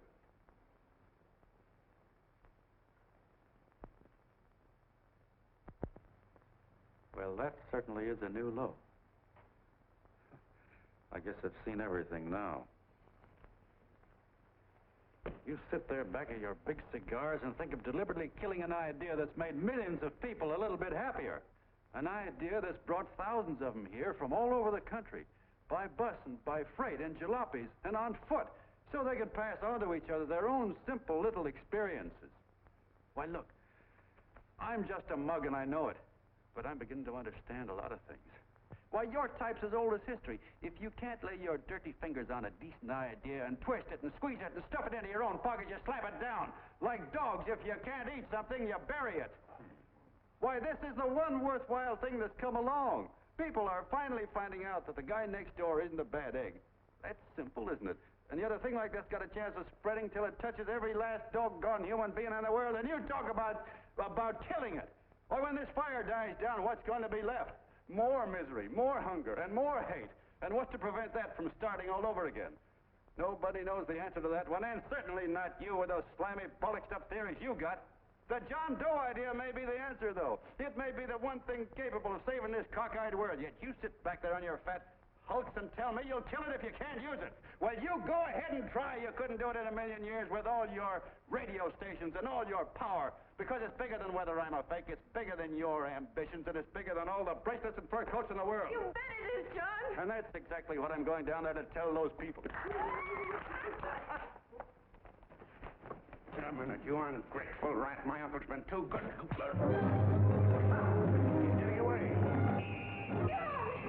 Give me the bulletin. John! I've always told you, TV, you're playing with dynamite. Wait. All right, now, get away. Before he gets through tonight, he'll rule the door. I'll stop him cold. Don't worry, I've been ready for this. John! Oh, John, please listen to me. Please, I can explain everything, John. I didn't know what they were going to do. Let me go with you, John. John, please. Go ahead, driver. Full park. Please let me go with you. Please. John! Mr. Martin wants to see you. Listen to me, my love. You do as I say. I want them both arrested. You tell the police department to pick up Connell. I've got the girl here. I've got the bullet. I don't care what you charge him with. If you're worried, let him go in the morning, but keep him in jail overnight. Hello, Bulletin. Put wire on.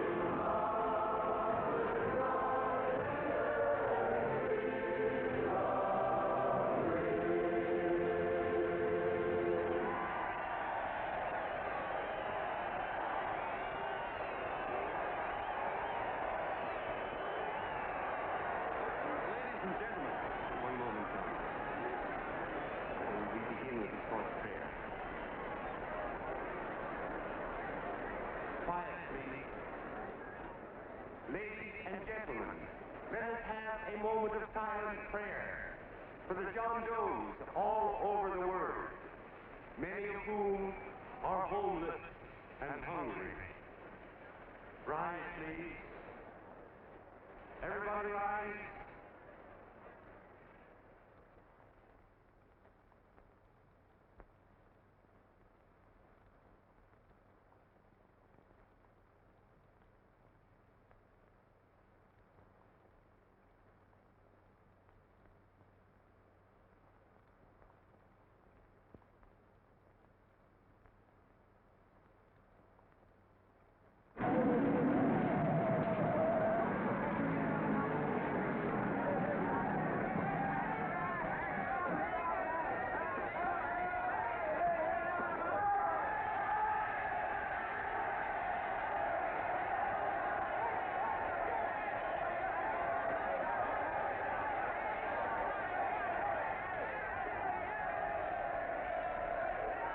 Newsboys.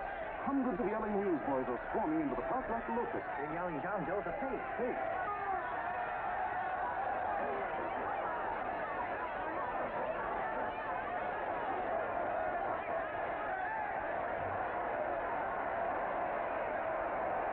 Federal investigation urged by Chamber of Commerce. How could he be a fake? It must be some kind of a gag. Or what? A gag. A gag.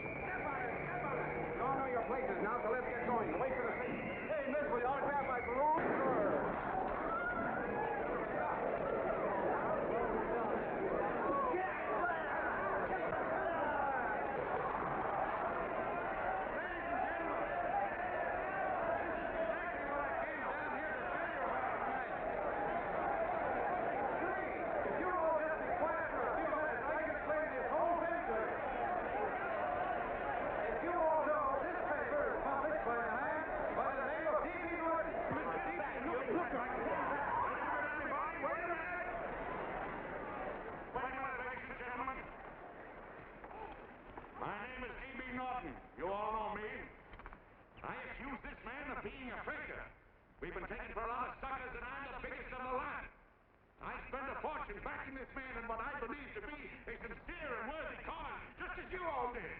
And now I find out it's nothing but a cheap racket cooked up by him and two of my employees for the sole purpose of collecting dues from John Does all over the country. That's a lie. Not a lie. Nickels and dimes to stuff into their own pockets. You can read all about it in the newspapers there. That's a lie. Listen, This man had no intention of jumping off the top of a building. He was paid to say so. Do you deny that? That's got nothing to do with it. Were you paid for it, or weren't you? Yes, I was paid, but there And what about the suicide note? You didn't write that either. What difference Did you write it or didn't you? No, I didn't write it. Now, you bet your life you didn't. You look in your papers, ladies and gentlemen, and you'll find this list of signed confession that she was the one who wrote it. Listen, folks, it's a fact that I didn't write the letter. There you see, he admits that you're a fake John Doe. For what you have done to all these good people, they ought to run you out of the country. And I hope they do it.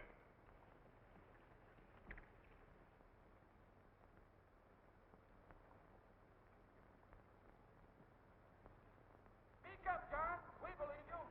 Please, listen, folks. Now that he's through shooting over his face, I've got a couple of things to tell you about. Come on, the rest of you get in here and riot. Break this crowd up. Come on. I'm sorry, folks, but we can't hear him anymore. Something's gone wrong with the loudspeakers. John Doe's a fake. Boo! They can't hear me. This thing's not working. Ladies and gentlemen.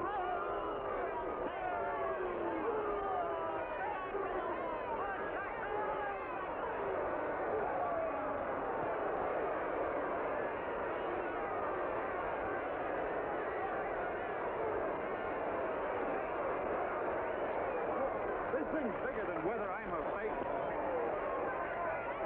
Look, Bert, you believe me, don't you? Sure. I believe you. Walking my legs off, digging up 5,000 signatures for a phony. Well, there you are, Mr. Doe. 5,000 names asking you not to jump off any roof. It makes no difference, Bert. The idea's still good. We don't have to give up our club. Yeah, well, you can have it. They're starting to throw things. Somebody's going to get hurt. I'm afraid it'll be John Doe. Listen to that mob. I'm gonna go now. All right, lady. Hey, let go. Let me go. I want to go to. Oh, please. Please let me go. They're crucifying him. I can help him. Sorry, sister. We got orders to hold. Oh, it's removed. Can't you see it's a framer? And oh, why do they won't let me go? They won't let me go. Listen, folks. You gotta listen to me, everybody. That's because I'm younger, you hobo. Just another racket. Stick to your club. We've been fed baloney so long, we're getting used to it.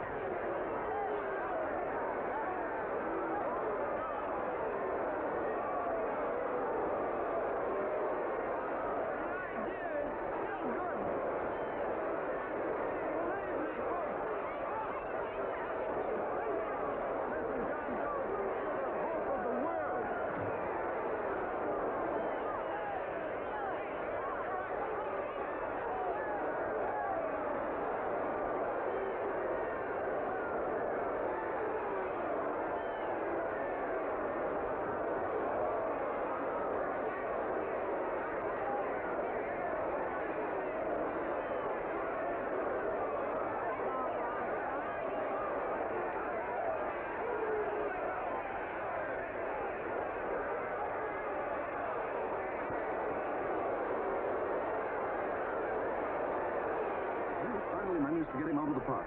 If that boy isn't hurt, it'll be a miracle. Ladies and gentlemen, this certainly looks like the end of the John Doe movement. Well, boys, you can chalk up another one to the Pontius Pilates.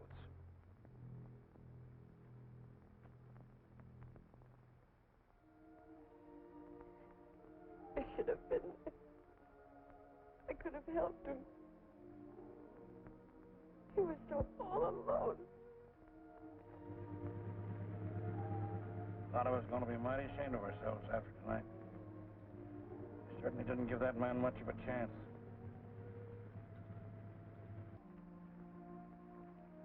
Have some more coffee, Long John? No thanks, Carl.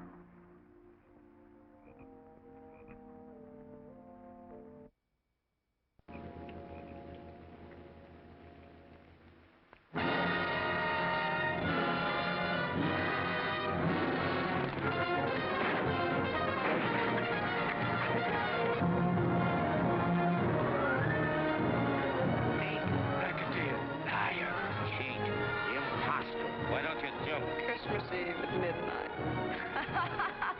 Goodbye, Mr. Doe. You're a wonderful man. And God bless you, my boy. I'll get in there and catch you. You're a fake John Doe, and I can prove it. You're the big hero who's supposed to jump off tall buildings and things. You remember? What do you suppose your precious John Does will say when they find out that you never had any intention of doing it, that you were being paid to say so? Christmas Eve at midnight.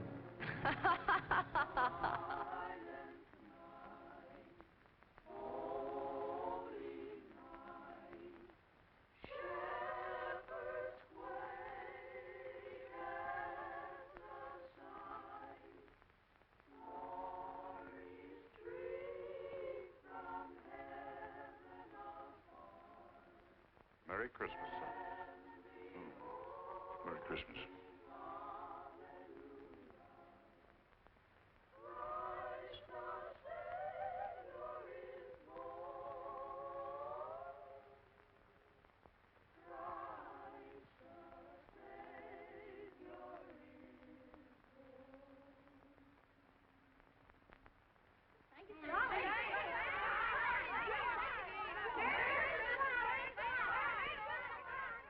Who? John Doe. Is that screwball still around? Dame's been calling all day. Sure, I know. Yeah, at midnight, huh? Okay, lady. We'll have the place surrounded with nets. They're laughing at me.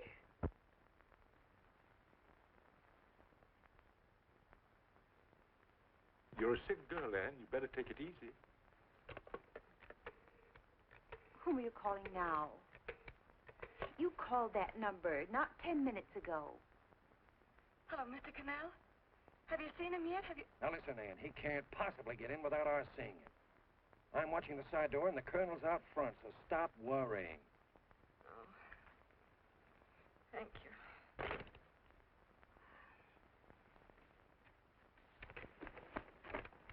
What, Anne? Anne, don't be foolish. If this isn't the craziest, the battiest, the looniest wild goose chase I ever heard of. Shut up, Bert. Sourpuss is right. Yeah, Willoughby is. I'm a banana split. That man is going to be on that roof. Don't ask me how I know. I just know, and you know it as well as I do. Sure. I'd like to believe in fairy tales, but a guy that's a fake isn't going to jump off any roof. I don't think he was any fake, not with that face. And anyway, what he stood for wasn't a fake. Okay, honey, okay.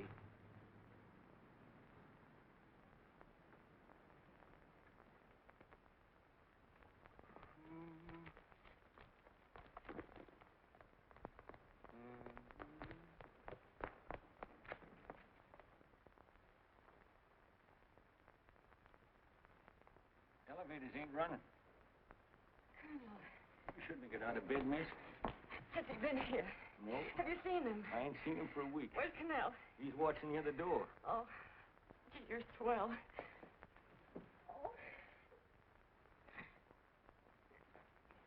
No sense in going up there. I've been here for hours. He ain't here. Let me go, will you? Now that's crazy. It's 14 floors.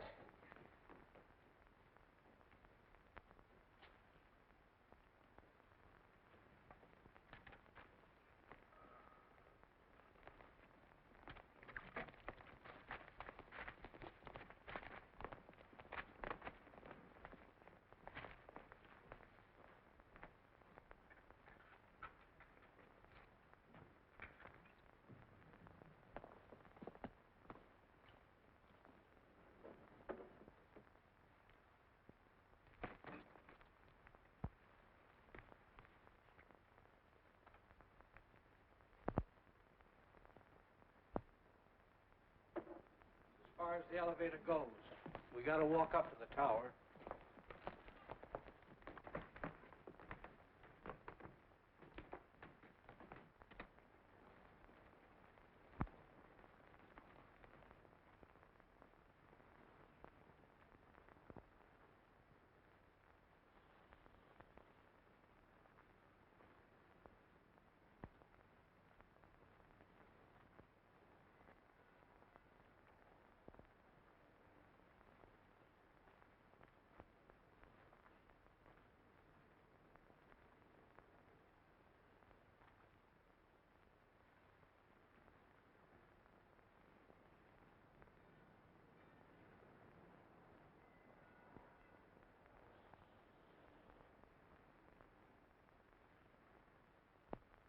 That tramp was probably full of Christmas cheer and asleep in some flop house. Let's go. I've got to decorate my tree.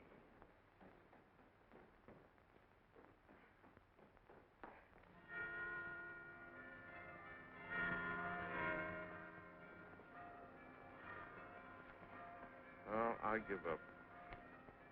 I don't know what gave us the idea that we'd attempt anything like this. I guess you're right. I'm afraid the joke's on us. Let's go. I hope nobody finds out we've been here.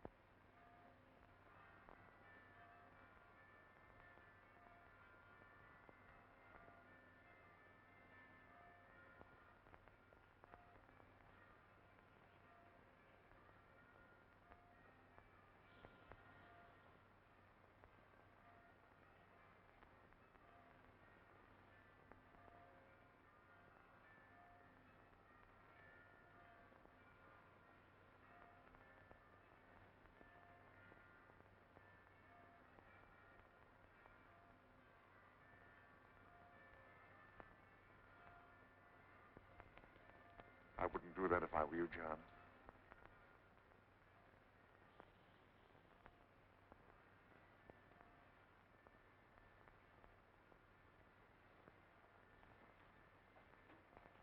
It'll do you no good. The mayor has policemen downstairs with instructions to remove all marks of identification you may have on your person. You will be buried in Potter's Field, and you will have accomplished nothing.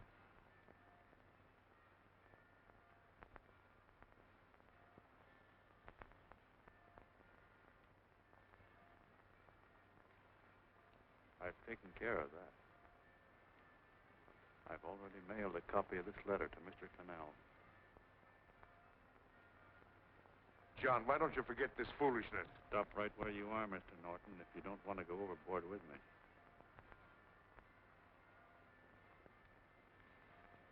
I'm glad you gentlemen are here. You killed the John Doe movement, all right. But you're going to see it born all over again.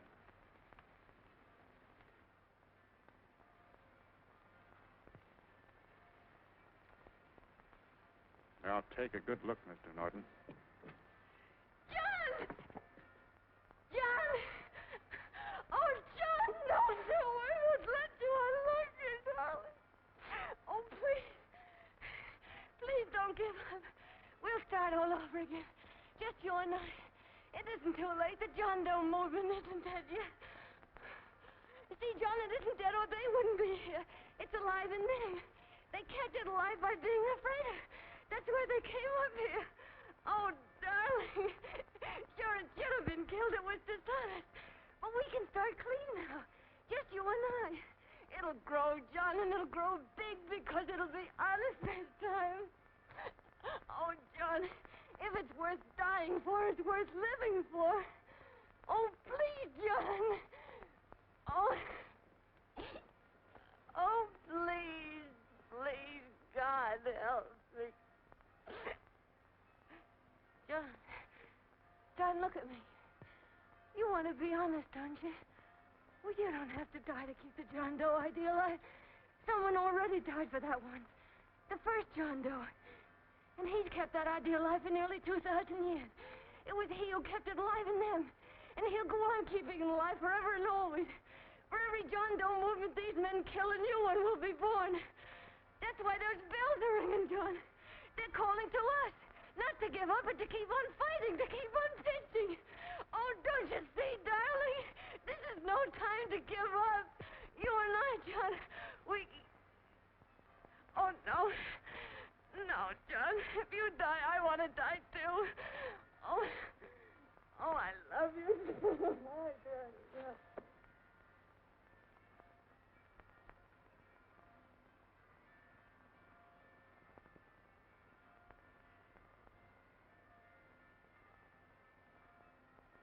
Mr. Doe, you don't have to. We're with you, Mr. Doe. We just lost our heads and acted like a mob. What Bert's trying to say is that we need you, Mr. Doe. There were a lot of us that didn't believe what that man said. We were going to start up our John Doe Club again, whether we saw you or not. Weren't we, Bert? And there were a lot of others that were going to do the same thing. Well, Mr. Sourpuss even got a letter from his cousin in Toledo. I got it right here, Mr. Doe. Only it'd be a lot easier with you. Please. Please come with us, Mr. Doe.